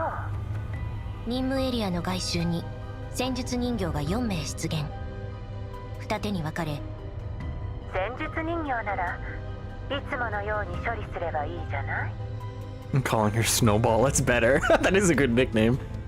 Oh, more 機 hot 械兵 women? 器を派遣し処理に当たらせましたが、対象の戦闘力は予想以上です。 Alright, so we got blue sphere. Where's red square, huh?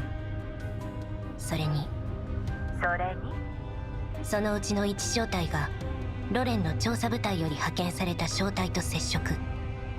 理由は不明ですが、 How do you 双 have 方 all は this 協力関 information? 係を結んでいる模様。ロレン政府との不要なトラブルを避けるため追撃を Ah. 一時中止いたしました。 Well, that answers any questions you might have had from the last mission, eh? 次はどう動くべきか。機械兵器を派遣して付近の Triangle 基 of 地局を ears. 一掃しなさい。ここ一帯を無信号エリアにしてから一斉に排除するのよ。かしこまり。 Lucifer nods quietly. These orders are familiar to her. It has always been the case that once these orders are transmitted, one dead zone appears after another, becoming graveyards in the contamination zone. それから As if to intentionally emphasize the moment, the doll on the other side of the comms makes a pause. 内通者の情報によれば、ロレンの浄化作業部門が目標エリア近辺の路線防衛軍に増援を要請したらしいわ。おそらくあなたの観測した部隊がそれでしょうね。 Alright, and? だから急がなくちゃ。ここでのことが気づかれる前に。承知いたしました。 I see, I see. パラデウスの引き上げはほぼ完了し、残るは例のものの追跡回収のみ。 These assholes. 現在目標エリアへと向かっています。ブルースフィアに任せて正解だったわ。あなたのこと。そうね。せっかく頑張ってくれてるんだもの。着いたら連絡が行くはずよ。かしこまりました。あら、感謝してくれないの？ Your reinforcements aren't necessary. I'll deal with all these myself. 数は少ないけど、あなたへの人中見舞いのつもりなのよ。 Lucifer shifts her gaze from the road to the comms interface for a moment. Her empty eyes betray no emotion nor fluctuation, as if she's a military drone that only understands orders. 感謝いたします。コクーン。 Cocoon. ブルースフィアは釣れないのね。ダーチュアと違って展示もそっけないし。冗談よ。さあ、急いで。上を待たせるわけにはいかないわ。承知いたしました。 Cocoon cuts the comms. Blue sphere hits the gas, and the dark vehicle blends into the night.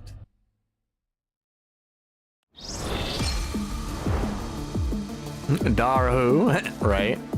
We haven't seen Darcher in a while, have we? Alright, let's see. How much progress have we made today? 1, 2, 3, 4, 5, 6, 7, 8, 8. And how much we have left? 1, 2, 3, 4, 5, 6. 6 left.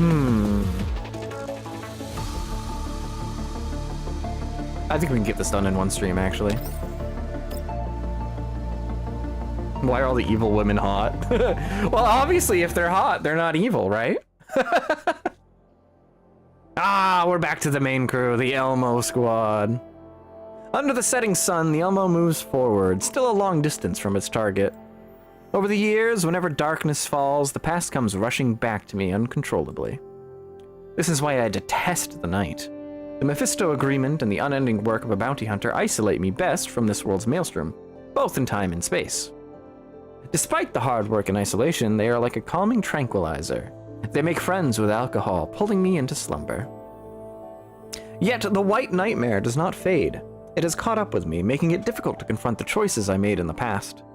A million self-reassurances and rationalizations fall flat in the face of this. The contract with the devil has since changed. I will not run, but am I truly ready?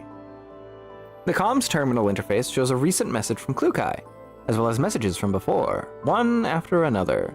The message repeats the same thing. Where are you? Where am I? I've never answered this question, in my head or to them. To say the truth, I often struggle to fathom where I am in this world. What I know for sure is, I don't want to drag 404 and their friends down the maelstrom with me. But it is time for me to give them an answer, not in the form of a message. I want to convey my sincerity. All these years, as I've tried to pull further and further away to the point of APHELION, she has sought to be closer to me. That's the name of the event. The Environmental Survey Corps have chosen an abandoned settlement to make camp. The soldiers gather for a round of poker around a campfire, the crowd emitting song, anger, and laughter every now and then. Oi, 見苦しいぞローリング。さっさと隠してる缶詰をよこしやがれ。なんだよ缶詰って。見間違いじゃないのか？嘘つけ。出発前に見たぞ。お前のダチが包みを渡してたろ。中は缶詰に決まってる。The red flags! Stop with the red flags! こっちも手持ちが少ないってのに。文句なら上に言うんだな。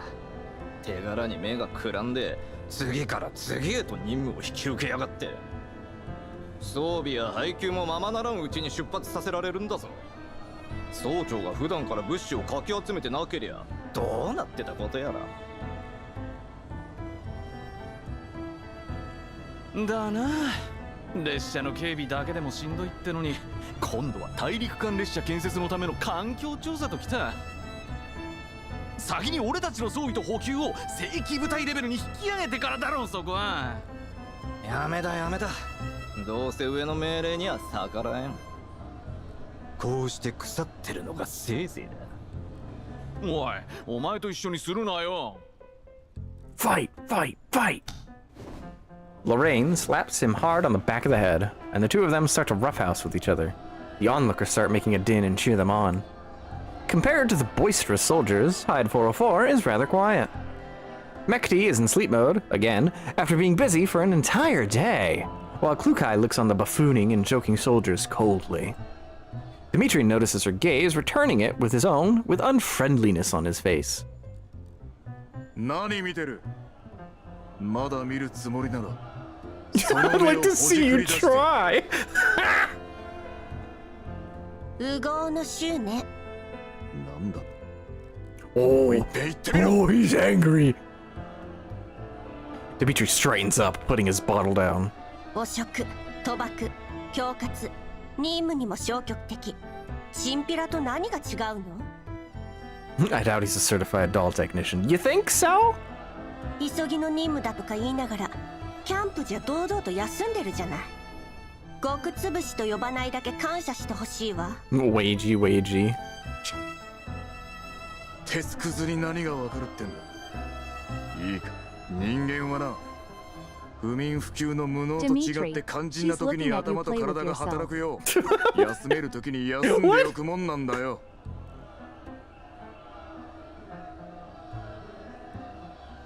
While speaking, Dimitri gestures towards his temple, giving her a provocative look. 脳みそに電線しか詰まってねえんじゃ確かに休む必要はないな。尻尾振って命令を待ってりゃいいんだからよ。気楽なもんだ。もう一度言うけど、404は人形が自主的に管理するエリート部隊よ。エリートだとよ。笑わせてくれるぜ。そこのチビを見ろ。誰よりも早く寝てやがる。Stop bullying Mekti! Just as Klukai wanted to make a retort, Mekti rolls over, laying near Klukai's feet. She seems to be thoroughly enjoying her sleep. これがエリートってか? Yeah! The soldiers of the Survey Corps roar in laughter. 起きなさい。 Kukai bends down and shakes Mekti awake. Mekti shakes her head around in confusion. 今度は何？見回り。 Kukai pulls Mekti up, leaving the camp with long strides. Behind them rings out the taunts from the soldiers, with Dimitri's voice being the most prominent. のその調子だ。ちゃんと見張ってろ。エリート人形ども。 Oh no. While they're away, they're all gonna die. Am I just saying that because I think that's gonna happen or because I want it to happen? Is the question. Dimitri's playing poker by himself. He seems to be losing. Even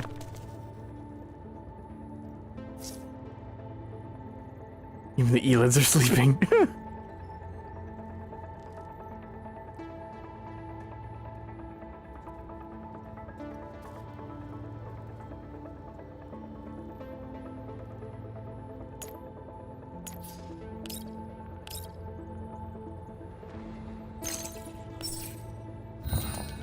Dimitri, when either doll puts their feet up your butt, will you be saying the same thing?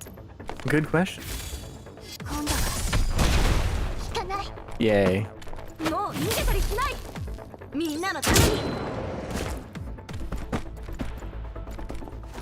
ってろ。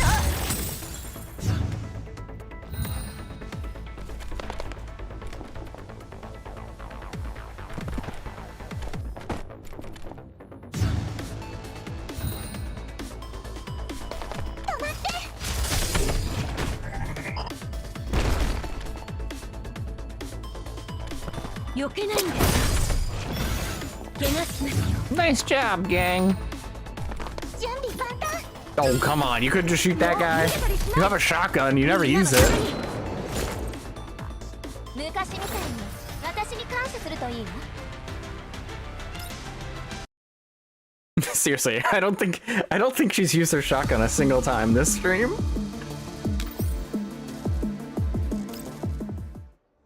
The night passes by without trouble. Darn. After a couple hours of movement, the formation finally reaches the target settlement. 協力関係はここまでよ。約束通り、404への責任追及は放棄してもらうから。お前らの飼い主に伝えとけ。部下の教育がまるでなってねえってな。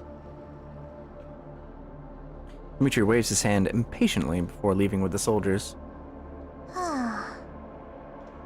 リバとカリーナに迷惑かけちゃったかな。404が表向きに存在しない部隊でよかったよ。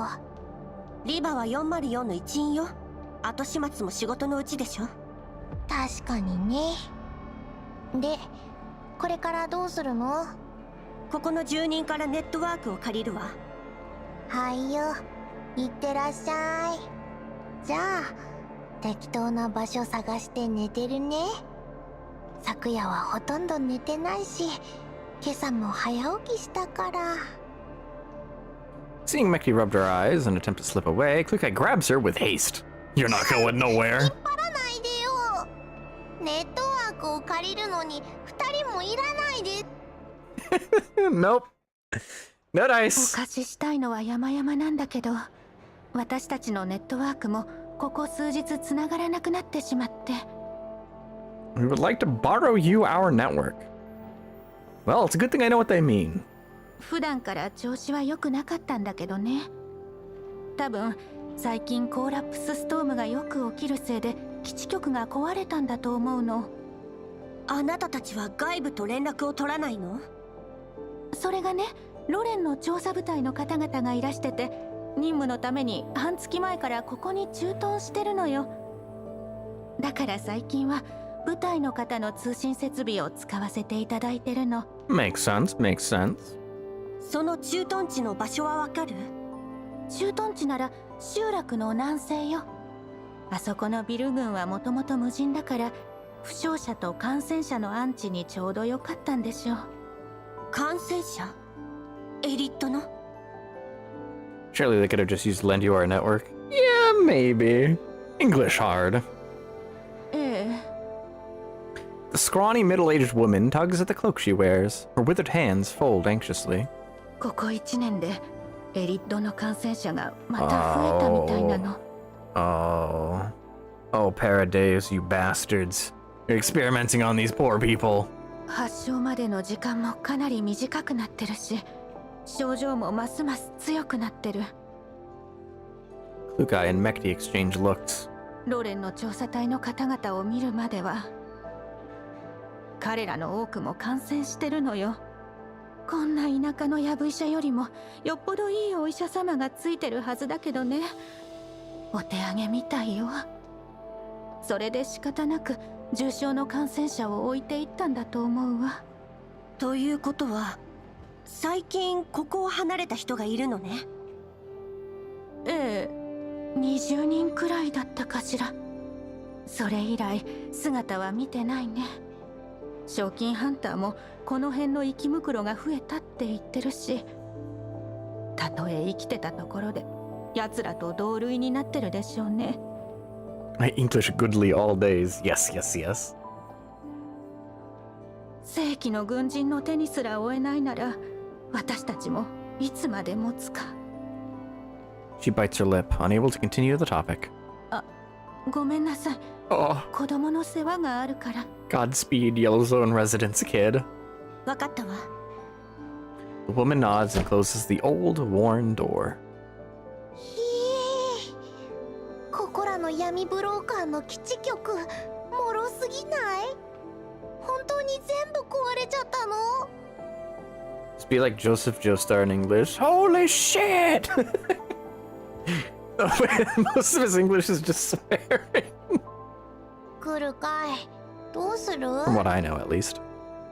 静的マップで合流地点を確認できるわ。そう遠くない。ここから約 1,2 時間の距離ね。危険すぎるよ。今は静的マップしかないんだよ。またあの機械どもに襲われたら絶対道に迷うって。Mekti grabs and rubs her hair as if experiencing a breakdown, her tangled hair threads as messy as her mentally exhausted neural cloud. やっぱりさ、ここは賞金ハンターとか闇ブローカーのキャラバンを待って一緒に帰らない？ Because we have a job to do. あんたの思考が諦めるのと同じくらい早ければ404はもっと強くなれたでしょうに。Doll Lisa Lisa wouldn't hurt this game. だったら秒で考えるのを諦めてやる。今は信号がないことだけが問題よ。信号とネットワークへのアクセスキーさえあれば万事解決するわ。だからさっきから言ってるじゃん。どこにも信号なんかないって。ちょっと待った。もしかして調査隊に泣きつく気なの？ Klukai nods calmly. 無理に決まってるよ。Quick, Klukai, offer your thighs as a replacement pillow for Mekti. You owe her at least that much. Right? You destroyed her pillow! You owe her for this! ディミトリーの他にもっと厄介なお偉いさんがいたらどうするのさ。人間にこういうことわざがあるわ。地獄の沙 He's 汰 gonna pay them to use their radio! Fuck, that's a good idea. It'll work. 404は今お金に困ってないしね。この世のウジ虫が増えるだけとかカッコつけてたのどこの誰？わかったよ。行けばいいんでしょ？ Hey, as long as it works. Klukai and Mekti arrive near the complex situated on the southwest side of the settlement. They see a transport escorted by military jeeps arrive and stop at the nearby field. Personnel in protective suits remove power supply box. Power supply? Where did I see power supply? Personnel in protective suits remove supply boxes from the vehicle.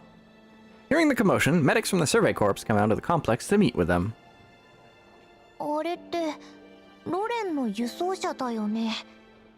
ここが駐屯地みたいだね。あの人たちに聞いてみようよ。案外上と交渉しなくてもアクセスキーが手に入るかもよ。Good luck.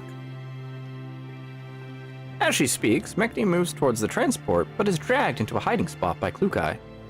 どうしたのさ。まさか今さら後悔したとかじゃ。あれはロレンの車じゃないわ。 It's Blue Sphere. お、本当だ。ロレンのマークじゃない。いくらイエローエリアが危険でも輸送車1台にこれだけの護衛はやりすぎよ。届く医薬品が多けりゃ救える命も増える。 Oh, Dimitri, you. 人形にはそんなこともわからねえか。 Rest in peace, buddy. You, Dimitri's resonant voice rings out from a dozen meters behind the duo. いつの間に。監視するつもりならもっと目立たずにやるんだな。だがまあ。 Standing up from behind cover, Dimitri's gun is aimed at Klukai. ここにいる理由は聞いておいてやろう。何が目的だ。話せ。俺を納得させてみろ。 Klukai and Mekti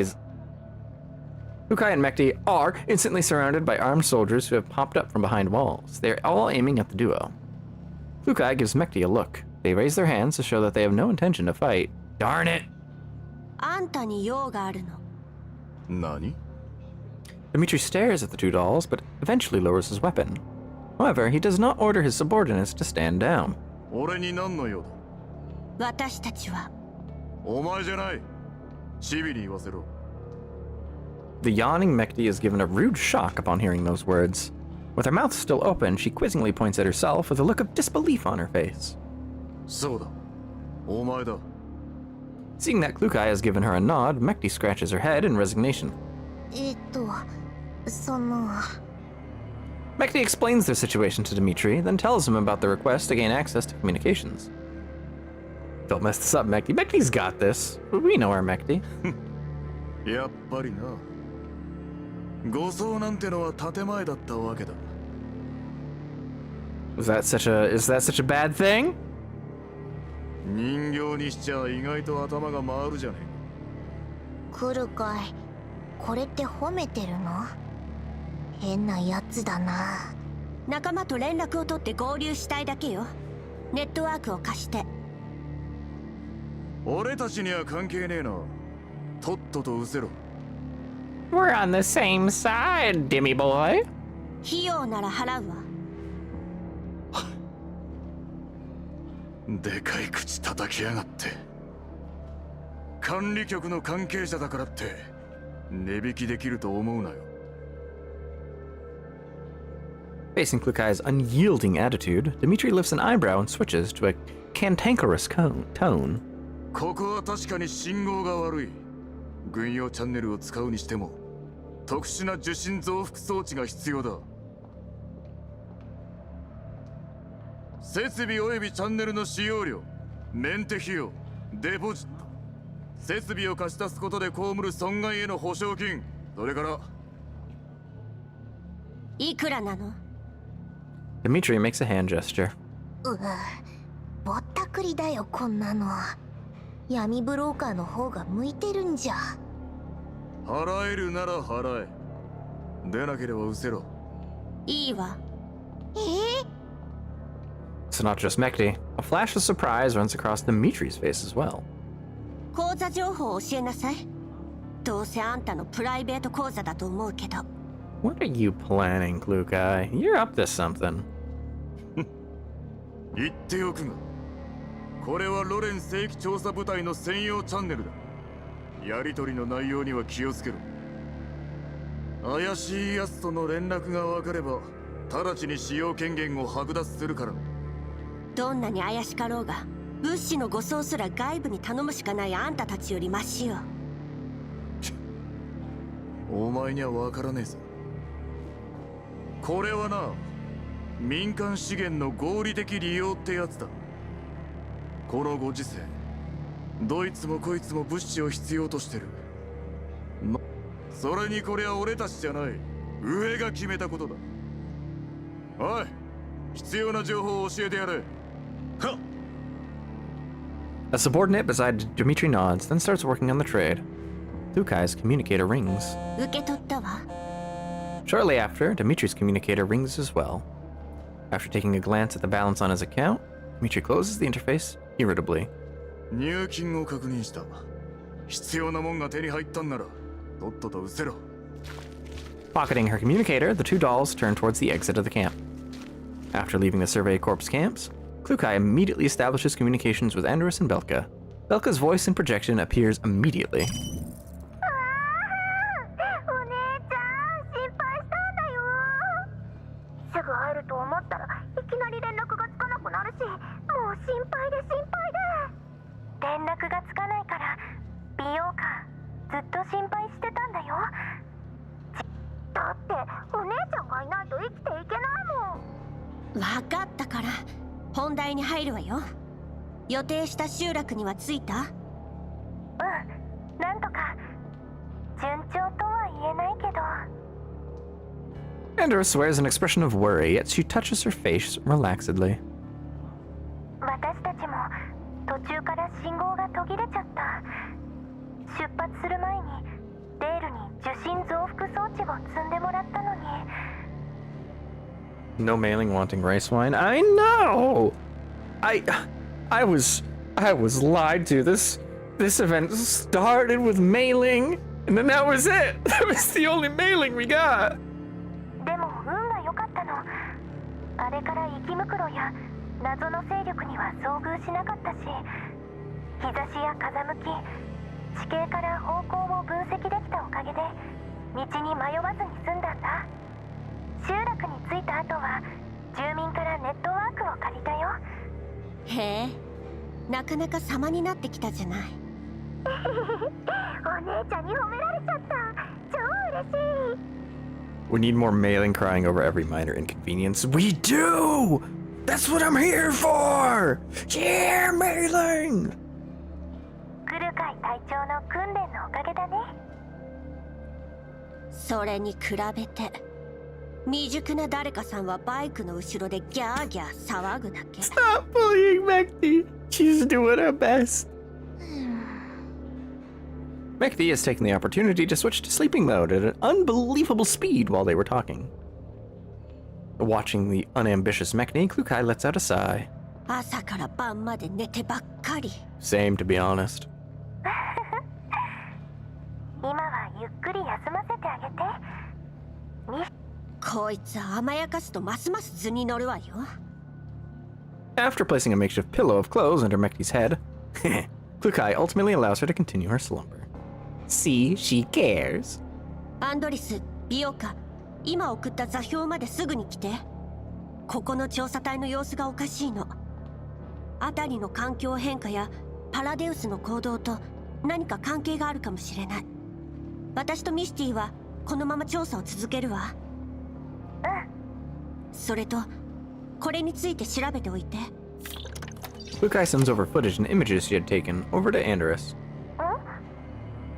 これはロレンの物資補給車らしいけど、見たことないマークがついている上に武装した護衛が数多くいたわ。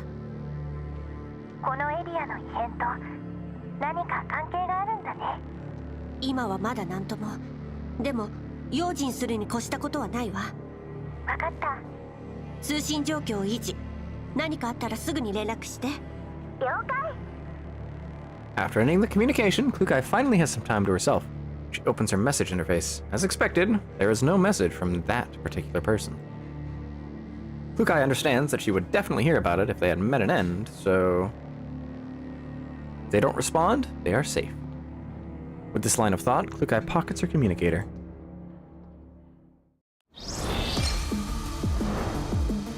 Alright, we're in the home stretch.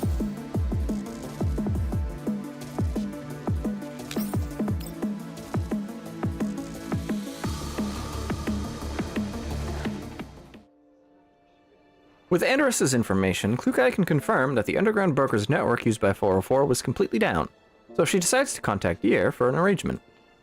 After communicating the situation with Dier, he unexpectedly bears a face of resignation.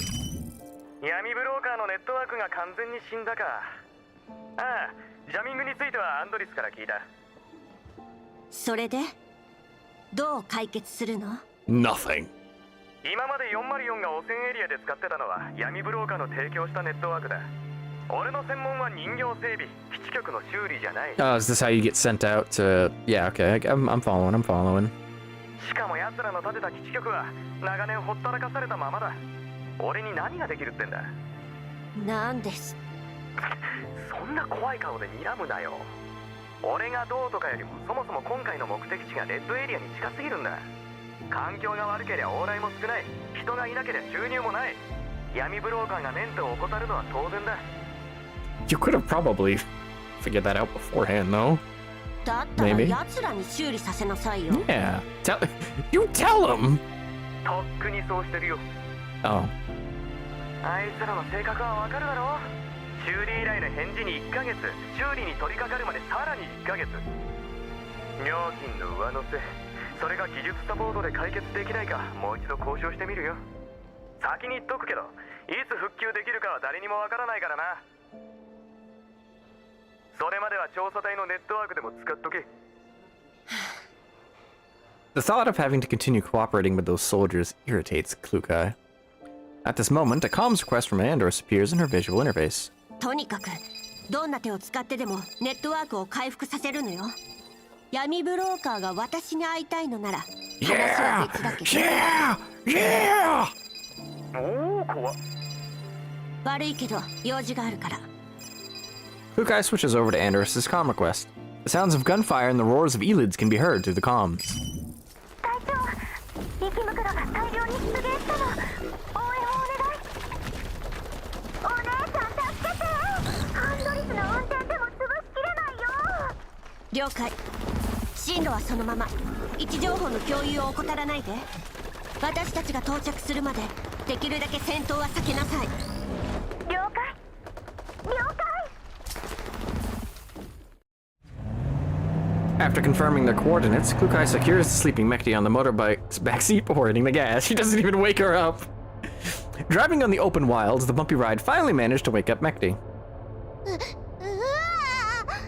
私は誰？ここはどこ？てか、何このシートベルトの締め方？文句言う暇があったら前の池袋を撃って。なら先にほどいてよ。Poor Mekti, it's not her. I was gonna say day, but this has been going on for way longer than a day. Let the girl sleep. どいて。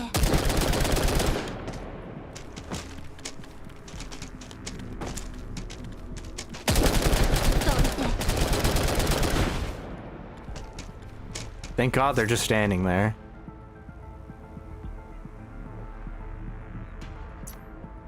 Oh. Ooh, you get two things of support here.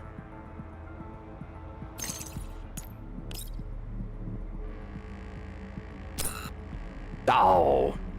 Well, we don't really care. You're just gonna nuke him anyway. Boop. もう逃げたりしない。みんなのために。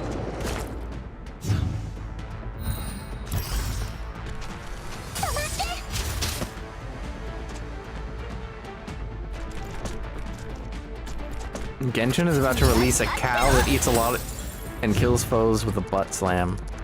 You see, I know you're talking like a girl with like cow horns and like animal like a monster girl.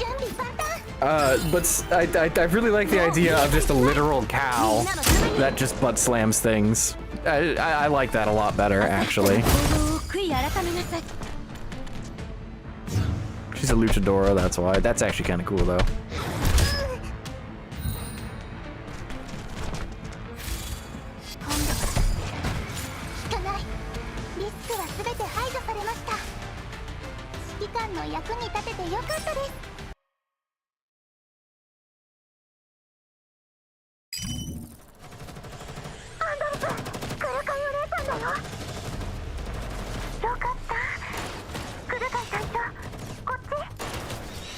Hearing the shouts from the comms channel, Mekti scratches her head. Tona complains she wasn't fat enough, damn. Could someone acknowledge my existence once? I've been acknowledging you the whole time, Mekti. 404小隊、これより殲滅行動開始。対象敵性生き袋。了解。任せて。はい。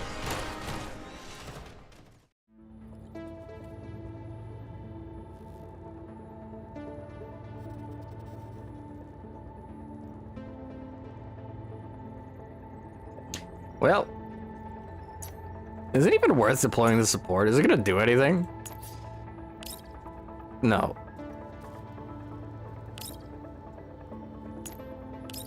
Yeah, sure. Oh, there's more, right? Oh yeah, 1 and 2, it says right there.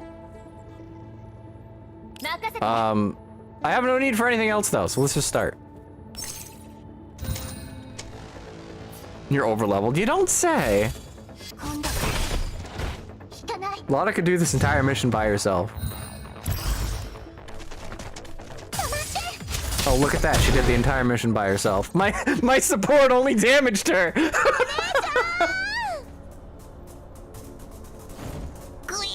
Gwee. Right after the last bullet ends the final Elid, Belka jumps off the boulder and rapidly sprints to where Klukai is. どいて。私の宝じゃなくて姉妹の再会のために練りに練った涙と笑顔と感動の抱擁シーンが。訓練通りに行動せずに自分から生き袋の群れに突っ込んだのはそれが理由？ Did you do this on purpose? 違うもん。生き袋が怖くてパニックになっちゃったんだもん。Klukai also souls. I've seen Klukai. She's insane. Holy crap. でもお姉ちゃんがいてくれて助かっちゃった。お姉ちゃんってば超かっこいい。撃ち漏らした生き袋がいないかミスティとあたりを見てきて。拠点に戻されたくなかったらさっさと行きなさい。Evading Belka's reluctant puppy gaze, Klukai turns towards Andorus, who has just walked over. どうなってるの？生き袋がこれだけ集まるなんて無駄な衝突は避けろと言ったはずよね。私たちの目的はパラデウスの調査よ。ごめんなさい。気をつけてはいたんだけど。Andorus shows her data records that she has on hand. 生き袋の群れがなぜか行く先々に現れるの。まるで私たちと同じ方向を目指してるみたいに。Suspicious. どういうこと？データを見せて。今送るね。After skimming the data, Klukai feels that there's something off, but she doesn't manage to think of any implications. ひとまずこの件は置いておくとして、頼んでおいたことは？ちゃんと調べたよ。隊長が見たマークはホワイトエリアに本社を構えるマグニセキュリティっていう PMC のものだね。Okay, so all the pieces are starting to come together. Okay, so this everything that's happened so far has been before. Well, I mean, I kind of already knew this, but I feel like I should at least spell it out. Everything that's happened so far has been going on before the last event, and it's gonna neatly match up. It's neatly gonna piece together to match the two events up. PMC？ そう。業務範囲は物資輸送や人員護衛などを含むが、これらに限定されないってホームページには書かれてた。社員はおよそ2000名。グリーンエリアとイエローエリアをまたいで活動してるみたいね。What 404 was doing while Shiki-kan was goofing off. Yeah, that's a really good way to put it. Z から始まるデータが直近のオーダー記録だけど、権限の問題で確認できるのはこれだけだった。セスト&ファルベングループ？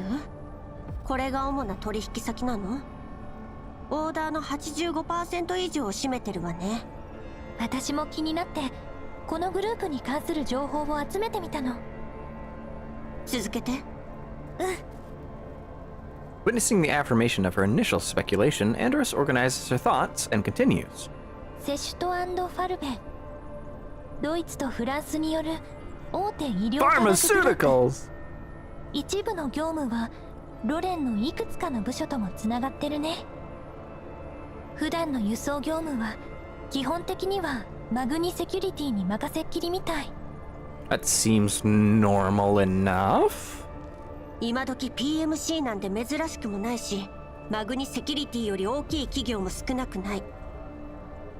You're making typos. For shame, for shame. セスト&ファルベンが彼らを選んだ理由は？多分これかな。As she spoke, Andorra sends another set of data to Klukai. セスト&ファルベンがマグニセキュリティの筆頭株主なの？具体的な契約書は見つからなかったけど、過去の資料によればかつてマグニセキュリティと同盟のセキュリティ部門があったみたい。その部門責任者が今のマグニセキュリティの代表ってわけ。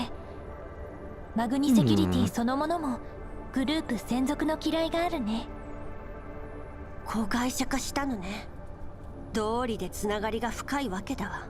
Sounds about right. うん。税務処理の I 点か knew ら it. 組織構造を調整 It's した all んだと because 思 of う。 taxes. グリーンエリアやホワイトエリアではよくあることだけど。そうね。さっき言ってたロレンとのつながりというのは？主に薬品の供給と研究開発だね。本当に薬を運んでるだけなの？Probably アンドリス not. リバにこの件について確認させて。もうしてあるよ。 Look at you. Good job. Good job.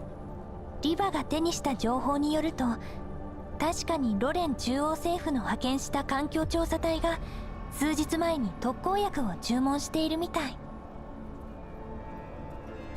でも管理局の管轄外だから正規部隊じゃなくて PMC を使う理由はわからないって。そう。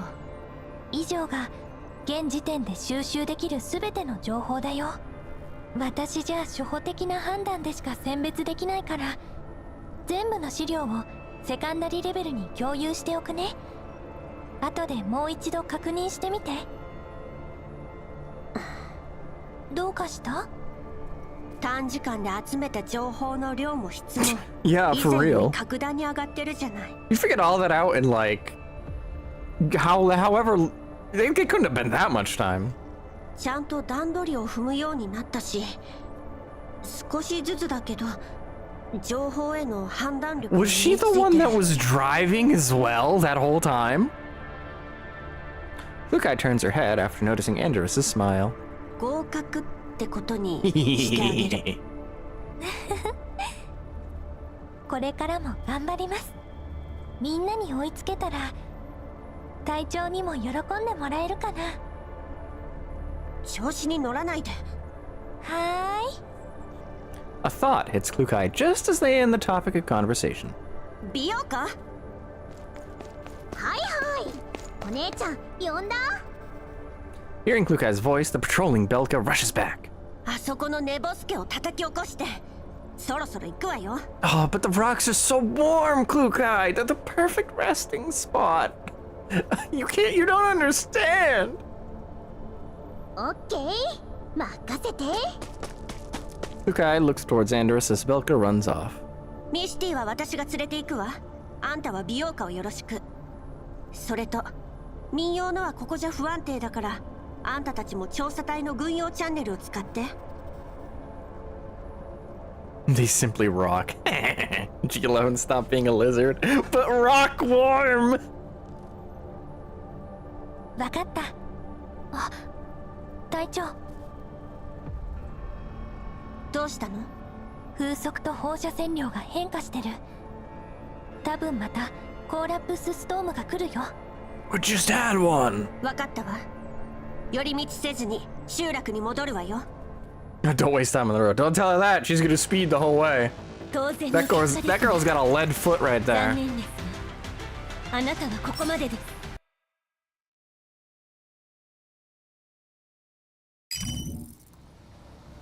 Aside 404 reaches less than a kilometer away from the settlement.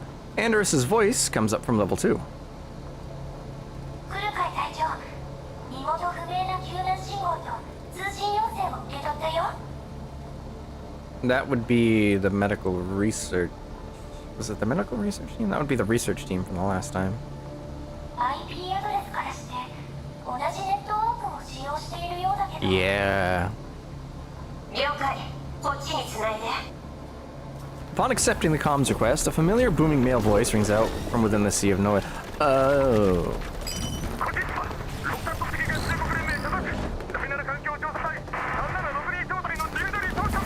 Oh no. That's right. Oh no. I forgot about that group from the last event. No, it was Dimitri. 何の用？ He is momentarily shocked upon hearing Klukai's voice. Just accept her help. You and your men do not have time for this. Yes.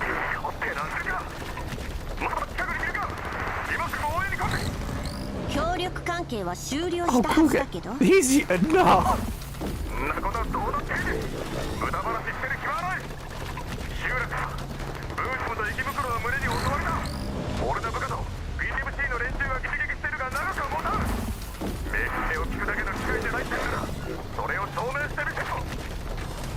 相手の規模は当該ブージャムの登録番号。 Is now the time, Kluka. That's a lot.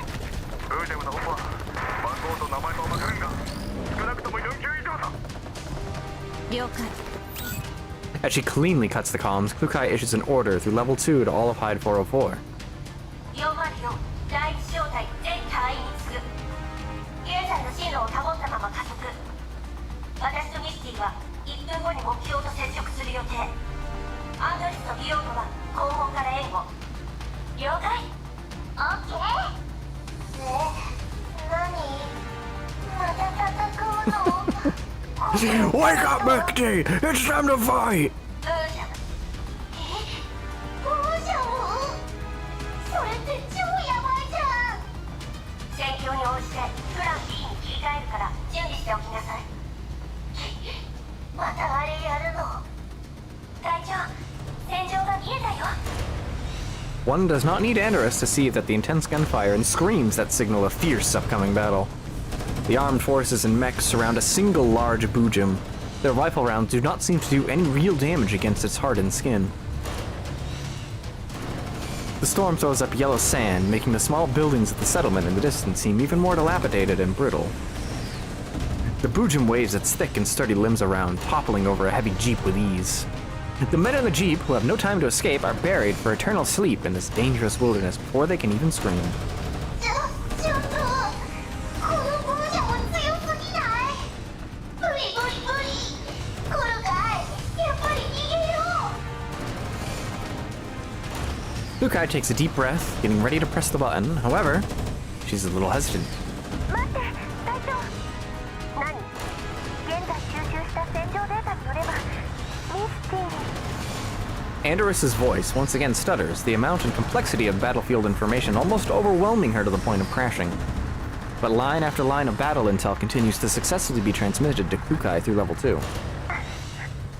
After quickly processing the information from Andorus, Klukai roughly understands what she means. あいつの皮膚、通常の武器で壊せないか。Uh-huh. ミスティの高出力モードをオンにしてもダメージは与えられないと思う。 Andorus returns to normal once the data transmission is over. 直された目じゃ。私たちじゃあのデカブツどうにもできない。 This has turned into an evacuation mission. そうだ。デールが新しく開発した Or that. プログラムを使ってみたら、出発前にインストールしてもらったの。セットの外付け装備も賞賛は試してみる価値はあると思う。ただミスティの予備電力を借りる必要があって、ロードと照準におよそ120秒かかるの。しかも一旦起動したらストップできない。 I don't like where this is going. Although I also kind of like where this is going. ミスティ後方でアンドリスと合流して。ビオカ、ミスティと一緒に狙撃ポイントを確保。ロード中のアンドリスを援護して。余裕があれば前線の生き袋にも対処してちょうだい。任せて。この声を前線は私が。そんな危ぞお姉ちゃん。あいつを引き止めるには十分な火力が必要よ。戦線が崩壊すれば何もかも終わるわ。私もお姉ちゃんと行く。命令に従いなさい。自分の任務を忘れたの。でも来るから信じなよ。美容家のお姉ちゃんは最強なんでしょ。 Run it over in the motorbike! I clicked that too fast. Ah. Oh well. Klukai heads towards the battlefield and finds Dimitri, who is currently commanding the battle. ウージャブの牽制を優先するよう味方に指示して、半径50メートル以内の包囲網の中に奴を押しとどめるのよ。息袋は私が対処するわ。包囲網に近づく者以外は無視して。それからあんたたちの内部通信のアクセスキーを渡しなさい。好き勝手要求しやがって。その頭は飾りか。あいつの頑丈さを見ただろ。こっちの武器は通用しねえんだぞ。通用しないなら黙ってなさい。404には奴に重傷を与える術がある。あんたたちは指示に従えばいい。 Dimitri stares at Klukai. After confirming that she isn't messing with him at all, he turns and presses the button on his comms device. 総員にする。俺の3時方向110メートルに半径50メートルの包囲網を張ってウージャブを誘い込め。雑魚は無視しろ。繰り返す。俺の3時方向110メートルに半径50メートルの包囲網だ。 Alright, ウージャブを牽制しろ。さっさとしやがれ。 She almost said the full game title. She said Frontline. We're getting there! We're getting there! They're gonna say the name of the game soon! The formation starts moving orderly once the order is received. Dimitri puts down his comms device and squints at Klukai. アクセスキーだ。しくじるなよ。404招待に。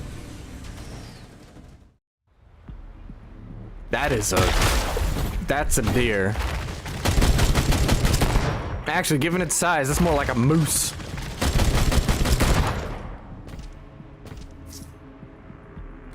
Man, this is such a girl's Frontline 2 Extelum. Also, read the side objectives. Okay.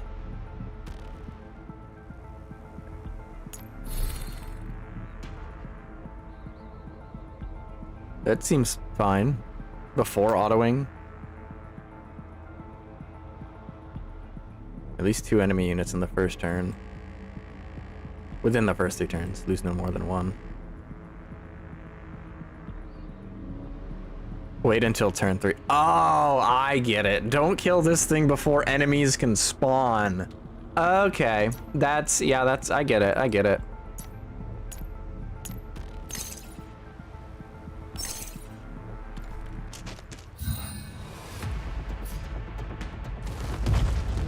Oh dear.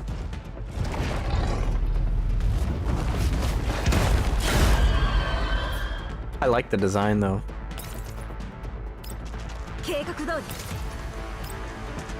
I didn't. Who cares?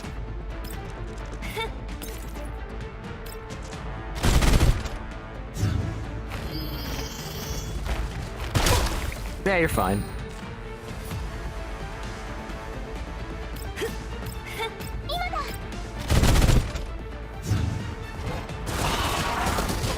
Yeah, cool.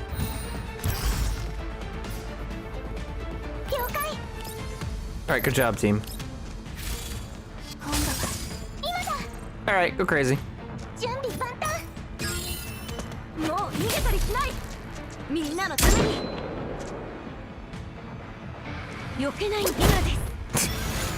Yep. Oh! Damn, girl! 2 kills in 1 jump?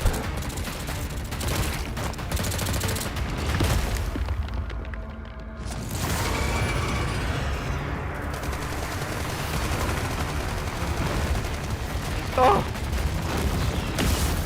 隊長、ロードは順調だよ。あと1分で発射できる。了解。他のことはいいから。あんたは射撃に専念して。了解。おい！言われた通りに囲んだぞ。何のつもりか知らねえが早くしろ。もう持たないぞ。 Run!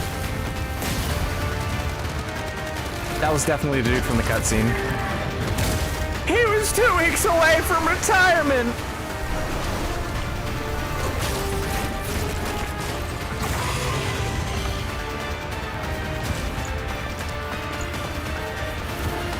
Oh, good save. あと35秒よ。持ちこたえて。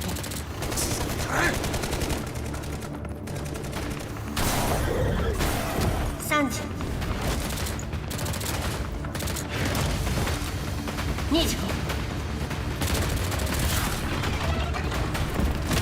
20。 Just use that thing as a springboard. Oh! Okay, who revived Bambi's daddy?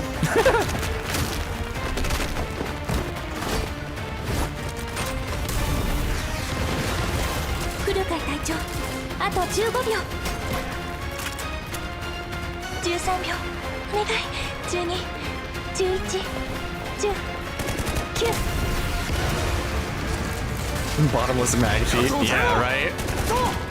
幕が薄いぞ。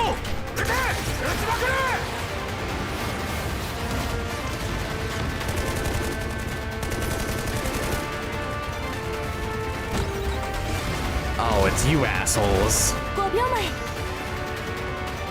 5、4、3。 Give it gas! Oh, who the? 1。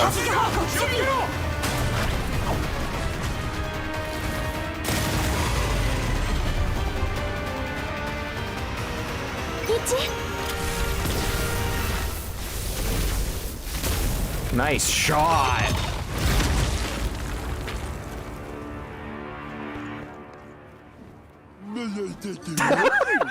The timing.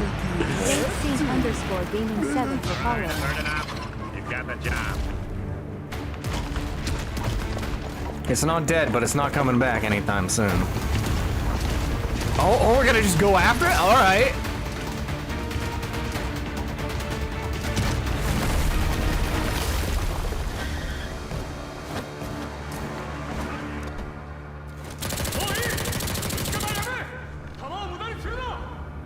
She's like, don't tell me what to do.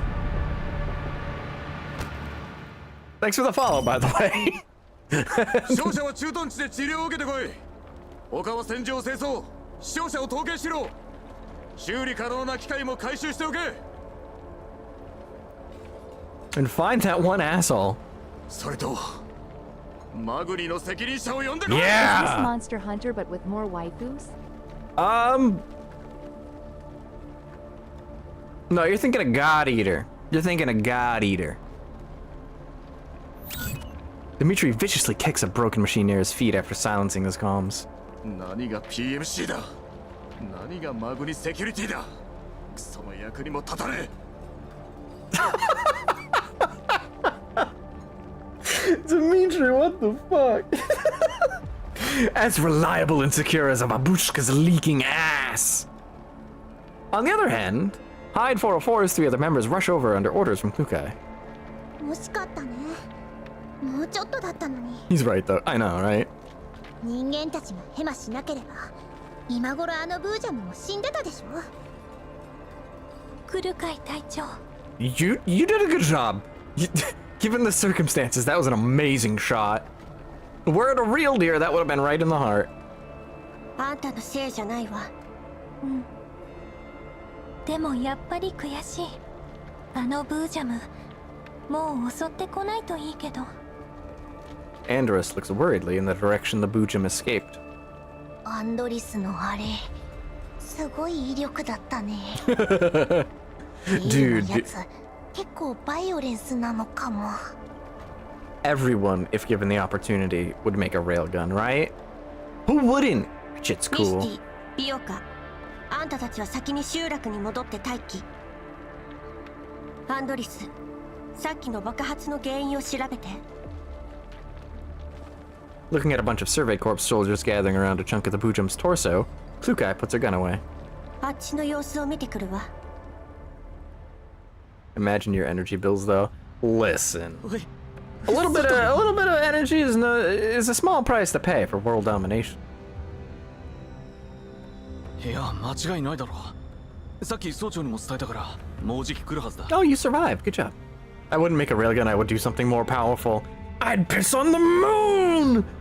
I'm pissing on the moon, you idiots! There's railguns in Battletech? True! Battletech. That reminds me of a stream idea I had. I gotta try to figure out how to get my OG Xbox working on a capture card. We'll have. I'm thinking that'll be. We can do some retro streams. I gotta figure out how to do all that though. It's not. It's not that easy. Going past the shocked soldiers, Klukai sees spots of silvery white light shining from underneath the bloody mess. Viewing it at a different angle, Klukai realizes that the shine comes from a piece of metal. The piece of metal protrudes from a broken stump, its surface already covered with some crystals due to the effects of collapse radiation. Mech Warrior then? Mech Assault specifically, which is, same vein, but,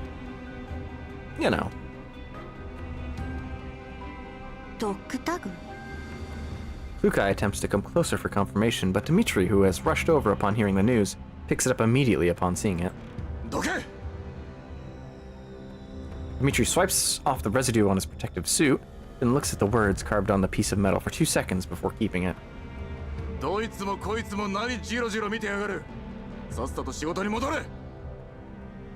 soldiers disperse, but Klukai remains.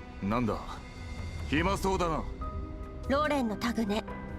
文字は見えなかったけど、もしかして路線防衛軍のあのブージャム、あんたの仲間を食べたの？さあな、だとしてもお前には関係ねえ。だが。Dmitri stops, and after a bit of a struggle, turns towards her and gives a formal military salute. 第7環境調査隊と集落を代表して協力に感謝する。いいのよ。After staring at the spot where the dog tag once was, Klukai accepts his thanks calmly. She turns and walks towards Andrus, who is waiting a short distance away after finishing intel gathering. Not far away, the Survey Corps have concluded their post-combat tally. The personnel responsible runs to Dmitri. 32! Oof. マグニセキュリティの聞き取りも終わりました。爆発した車両は以前の戦闘でタンクを損傷し、修理が間に合わなかったために。Yeah, a likely story. A likely story. わかった。He's not buying it. He definitely doesn't buy that. 獣医に繋いでくれ。了解。After a minute of waiting, the comms request is accepted. こちらはロクサット主義合衆国連盟所属第7環境調査隊3762小隊ディミトリー総長です。これより定期報告を行います。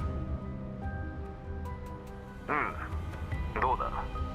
3日の行軍を経て集落にいる先遣部隊の医療チームと合流しました。行軍中に行った環境調査の結果は後ほどメールにて報告いたします。サンプルも任務終了時に持ち帰る予定です。よろしい。この調子で任務を続行したまえ。獣医、今回の調査任務を一時中断した上で増援を派遣願います。 You're not getting those reinforcements, bud. 増援部隊の到着後に再開すべきと判断します。その理由は？我々は集落で少なくとも4級以上のブージャムに遭遇しました。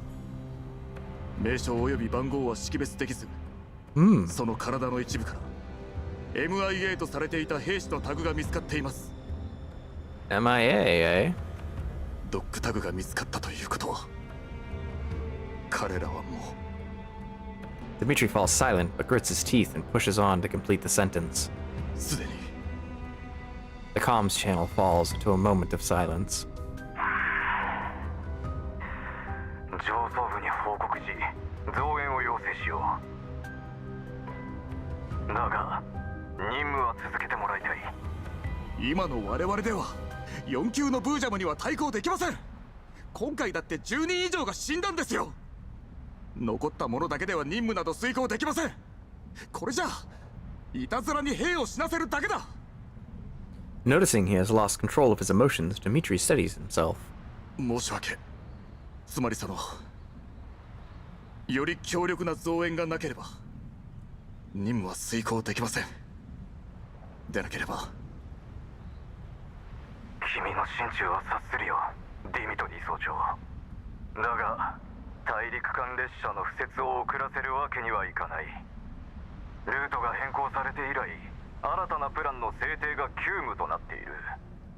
君たちが集めたデータ、調査した土地、建設した基地局の一つ一つが計画全体へ重大な影響を及ぼすのだ。任務を続行してくれ。そうした方が増援が到着した後もやりやすいだろう。私も可及的速やかに増援を手配する。You are cannon fodder, Dimitri. Just like the dolls, you'll be replaced. Lamau, yeah? 次の報告も期待しているよ。I don't know that you're gonna get that next report. After ending the communication, Dimitri notices that the soldiers around him are carrying strange expressions. 怖けりゃ言え。何も恥じることもない。恐怖を感じない奴は人間じゃねえ。機械だ。総長、あれはブージャムですよ。我々は頂上列車でもブージャムに遭遇してます。兵隊駐屯軍の支援がなかったら列車はブージャムに粉々にされてたはずです。分かってる。He lets out a heavy sigh. 炊事兵に伝えろ。今夜はごちそうだとな。Yeah, you guys earned it. 死んだ奴らの遺族への保証は俺が申請しておく。はい。さあ、持ち場に戻れ。総長はどうします？俺は後だ。見落としがないか確認しておくさ。 Storm continues, but dusk is approaching.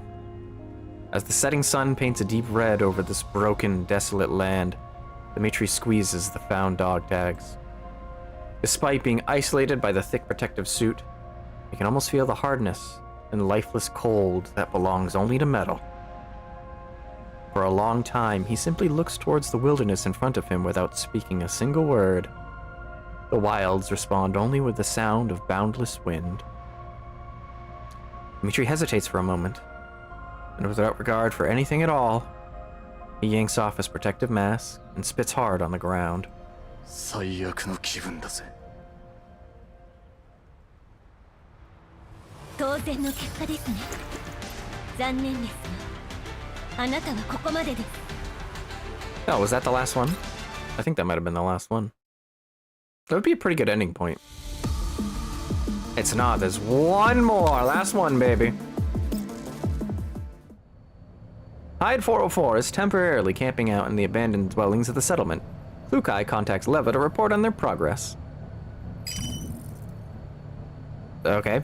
As Klukai stares at the relaxed but attentive eyes of Leva through her comms, her neural cloud wanders out of the present and into the memories of years past. The guy may be an asshole, but he cares about his men. Yep. I had a feeling he would. I had a feeling that's the kind of guy he was. You may want to. You want to hide your hair just to be a guard? Where are you going? A military academy? Oh, how could that be? It's just a measure to blend in and be low-key, okay? Have a look, 416. Don't I look kind of cool? Klukai remembers even now the day M45 set off on a long-term mission at the non-military forces administration. Pulling her suit straight and somewhat comically swishing her shaggy head of hair that she was not used to. It seemed as if it would just fly off her head the next second. UMP-9 and G11 stand alongside, their countenances troubled. It would be better and more convenient for dolls to simply switch to another body. Yet the members of Squad 404 stayed silent on that matter. After UMP-45 left for a while, UMP-9 was also temporarily hired by Kalina, leaving only 2 members at the 404 base. Following a period of struggle, the elite doll known as 416 took over as the squad leader of 404. Although she had gotten her long-cherished wish, the circumstances under which it was achieved were far from satisfying. In the time that followed, Squad 404 underwent personnel expansion and structural adjustments. The once awkward attire gradually became a perfect fit for the doll now known as Leva, as if she had always belonged there.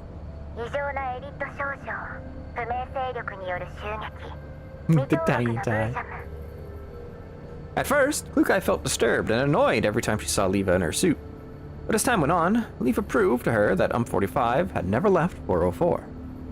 Of course, her more unsavory personality traits were simply buried further down. 賑やかな任務くだらない冗談はやめて。ああ、あんたの表情が硬いからちょっとからかっただけなのに。メンタル管理とムード作りに関してはアンドリスたちを見習わないとね。来るかい隊長。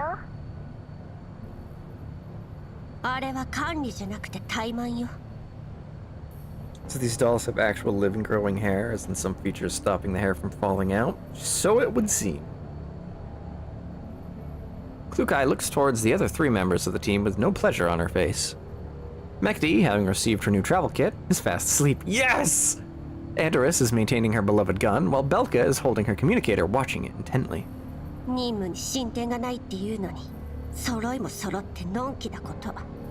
疑問点はいくつか見つかったじゃない。Mm-hmm. Yeah, I wouldn't say nothing has happened. ペースが遅すぎるのよ。You're doing alright. Don't パラ worry, デ don't ウスに fret. つながりそうなものはないし、振り出しに戻ったも同然だわ。そう悲観的にならないで。耳寄りな情報を集めてきたんだから。え？アンドリスに頼んで私に調べ物をさせたのを覚えてる？ちゃんと調べてきたわよ。Oh? すべては大陸間列車から始まったの。Everything? そうみたいね。調査隊の兵士からそれらしい話を聞いたわ。まずあんたたちのいるエリアは線路予定地で、3年前には敷設ルートも決まっていた。ところが工事が始まったのは1年前。Hello? Test? Yes, test. Hello. まあイエローエリアの環境は変わりやすいからね。当時の調査技術も今ほど発達してなかったし。見落としがあったの。そう、事故のあった線路は土地の劣化が進んでいて、ある日突然地面が陥没したの。せっかく敷いた線路もそのせいで粉々。ところが大陸間列車の敷設を重視するロレンの方針もあって、当時の責任者はヘリにふん、無意味なことを。そうなのよね。結局1ヶ月ほど前に責任者の大半が更迭されたらしいわ。 Oof. Does this stream discuss the game story? We're mostly playing through the games, or it's mostly me going through the game story. That's pretty much all I stream of Girls Frontline 2. I've just been going through the stories as a first-time player. I haven't played Girls Frontline 1, but I am certainly interested in playing it. I think I'm gonna wait and see what their plan is for the Steam release of the game. I might check that out. We're also gonna be playing Codename Bakery later this week, which should be fun. So that's how the stream do. You're watching me experience the game for the first time. それで新しい責任者はプレッシャーに追われ、徹夜続きでいくつものプランを制定。さらに線区ごとに調査チームを派遣。 You like Fire Emblem, so I think Codename Bakery is easy to pick up.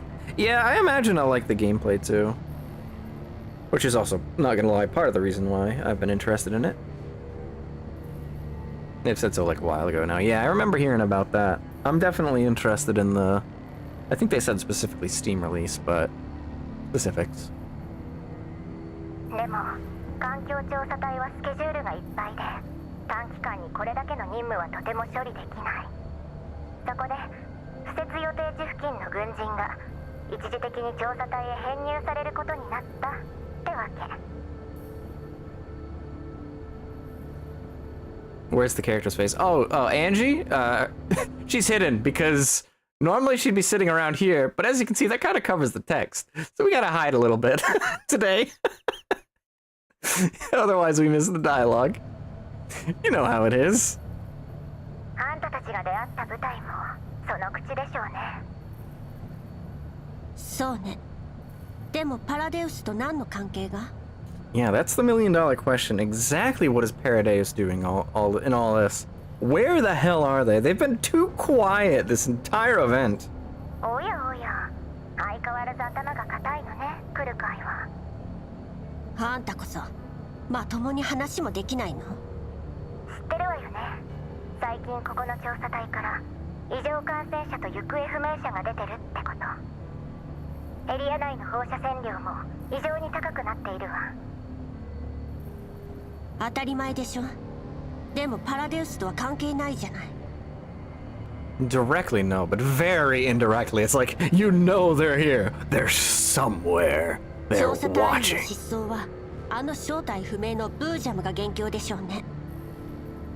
もしパラデウスがレッドエリアとイエローエリアで放射線を使った怪しい実験をしてるって言ったら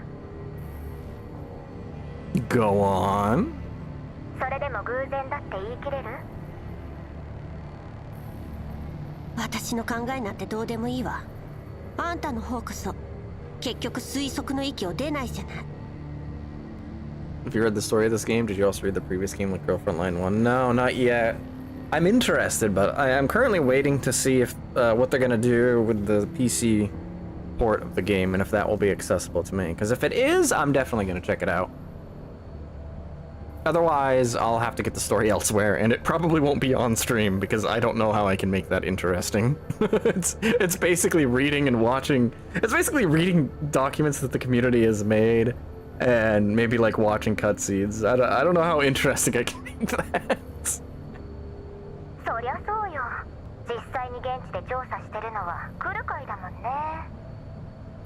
If they bring back the old events for single players, who knows? You can get them Noelle and an Elfeld. Oh, that'd be sick. They make it a girl Frontline 1 offline content. Yeah, that'd be cool. Although, honestly, knowing how collabs and licenses work, they would probably have to remove those.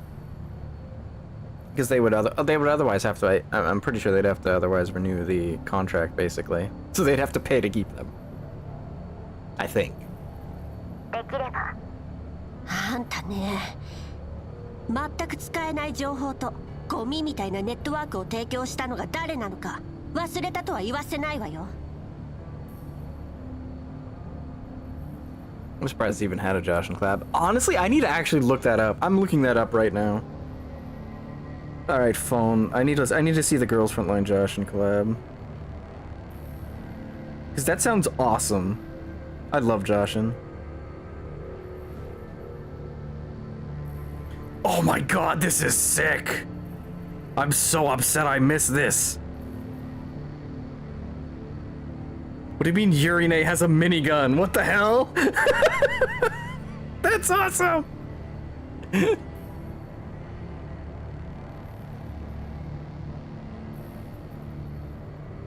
あら、珍しく八つ当たりしないのね。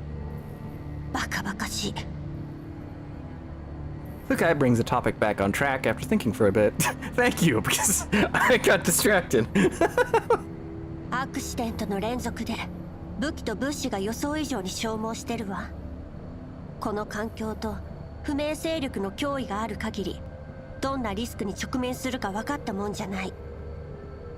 Come from Indonesia. Cool. Nice. Good to have you here. こんな任務続ける必要ある？ They did have Steins Gate for Project Neural Cloud too. Nice. あるでしょうね。パラデウスは神出鬼没よ。どんな手がかりだろうと見逃せないわ。だからって私たちが危険を冒す理由にはならない。そう言うだろうと思って特別に増援を2組派遣しておいたから。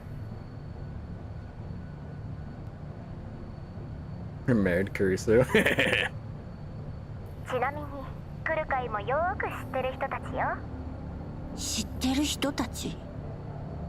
Fukai lags for a second, then her face darkens. まさかあの調査隊じゃないわよね。ビンゴ。 Bingo! 今やはりここは私が。 Hi, Kalina. I haven't seen you in a hot minute. Holy moly! When was the last time she showed up? I don't think we saw her at the end of like chapter 5 or 6, and she's been MIA ever since. But she has been doing stuff in the background for us. We know that at least. On the other end of the comms, Kalina pats Leva and turns the camera towards her. お久しぶりです。来る会さん。ええ。今回はいい加減な環境データを提供してしまい。大きな損害はなかったし、もういいわよ。 Faced with Kalina's sincere apology, Klukai instead begins to feel uncomfortable. でも調査隊と手を組むなんて賢明とは言い難いわね。少なくとも信用はできます。こちらにある情報からもその点は心配ないかと。I know my previous intel wasn't accurate. However, according to this intel, they are definitely reliable. なぜそう思うの？調査隊と合流してから不明勢力からの襲撃が止んだのよ。はい、その勢力に関してはある程度目星がついています。情報によれば近頃パラデウスに協力する武装勢力が現れたとのこと。調査隊員が失踪した原因もおそらく見かけほど単純ではありません。パラデウスが新しい協力者を見つけた。そうなります。あなた方にこの協力関係を洗い出してほしいのです。調査隊は我々より先にこの地に着目しています。払ってきた犠牲も少なくありません。ここを大陸間列車が通るようになればロレン政府もより多くの人員を派遣することになるでしょう。安全面や情報収集の角度から見ても調査隊との協力は現状における最適解だと言えます。だからって調査隊が協力を受け入れるかしらね。404を信用してるとは到底思えないけど。ええ、実はちょうど調査隊が増援を要請していたのでThat's right, they did do that, didn't they? 正規部隊が到着するまでの間404が調査隊を援護できるように。 It looks like we're gonna be working with Dimitri a bit more then. 関連書類はすでに双方にメールで送られているはずです。さすが。てあなた方をサポートするのが私の役目ですから。カリーナ、リバみたいなやつとは距離を置いた方がいいわよ。Hearing what Klukai has said, Kalina flashes a cheeky smile from her Griffin days, while Liva shrugs. それと特別な事情がない限りパラデウスの件についてはくれぐれも内密に。分かってる。でリバの言ってたもう一組の増援は誰なの？合流する時間と場所は？I wonder who this other reinforcement team could be. Who could they be? ああ、そうね。 The booming voice of Dimitri is heard from outside the building just as Liva was about to answer. Damn it! おい、来るかいとかいう人形、出てこい。あっちも通知を受け取ったようね。Is it mailing? In a manner of speaking, yes. 会ってからのお楽しみってことで。Don't tease her. After ending the comms, Klukai gestures for the members of 404 to wait on standby inside while she steps out alone. And that ends... That does not end. 人形が寝ないからってここでわめいていいとは言ってないわ。んなことはどうでもいい。どうなってやがる。なんでお前らが部隊に加わることになってんだ。 What do you think? 非軍事勢力管理局はロレンに隷属してる。人員を融通し合うのは当然でしょ。同じアルバイトのくせして知らなかったの？メールは見たのか？ Noticing Klukai's puzzled expression, Dimitri starts to taunt her with a smugness on his face. She literally just got the news, dude. I mean, I know you don't know that, but... お前ら4人と俺たち調査隊は雇用関係にある。言いたいことはわかるな。 Dude, she just saved your ass. Do not... Are you serious? Oh my god. つまり今後はこっちの命令に従ってもらうぞ。面倒を起こすな。口答えは許さん。 We just saved you. You do not be an asshole after all that. You're just joking, right? You're just teasing now, right? Fukai closes her interface unhappily after confirming the contents of the email. But at least they can be trusted, her neurocloud echoed with Kalina's quote. At last, Klukai manages to suppress her resentment. 契約には従うわ。面倒ごとに関しては私たちよりも自分たちを心配したら。朝6時に出発する。遅れるな。What an idiot. Oh my god. Meanwhile, Blue Sphere is giving a routine report to Cocoon on the road. 味方が目標を発見したようです。おめでとう。やっと見つけたわね。目標の移動速度は予想の 40% 以上です。さらに移動ルートの計算に誤差が発生。じゃあ急がないと。そういえば私が送った増援結構使えるでしょ。あ、マグニセキュリティのことね。それでターゲットは始末できた？コネを駆使して手に入れた輸送の依頼なのよ。失敗してたら嫌だわ。I wonder who they were trying to assassinate. They'll just have the angry glare, huh? Yeah. まだです。ロレンの環境調査隊と4名の戦術人形がいたため回収は困難。あの場は逃がすほかありませんでした。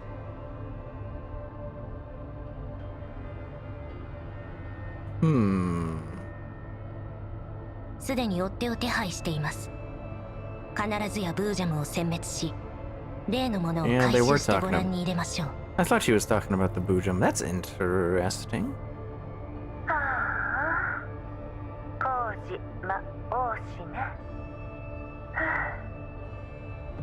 回収した後は全員始末しておくのよ。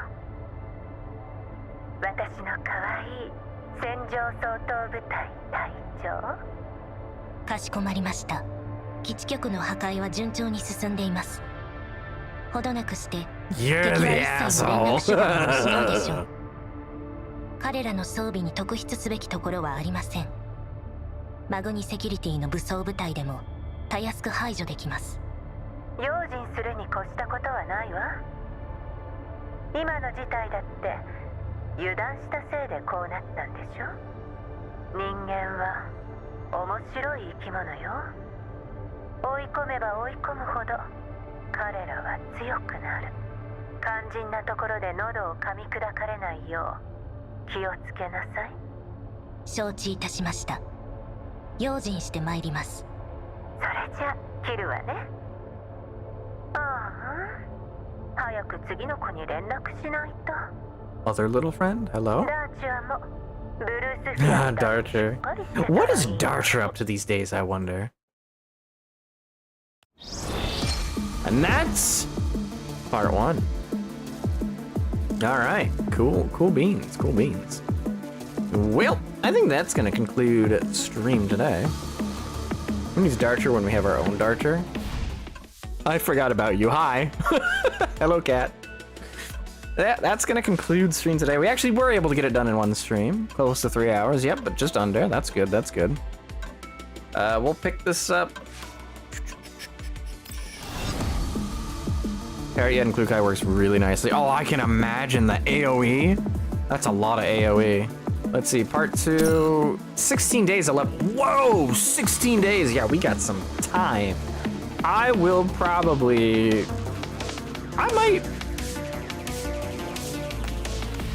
we might do some of the mini game, the Tarkov mode. We might just do one of those one day. We'll have plenty of other things to do for different games and stuff in between now and part 2.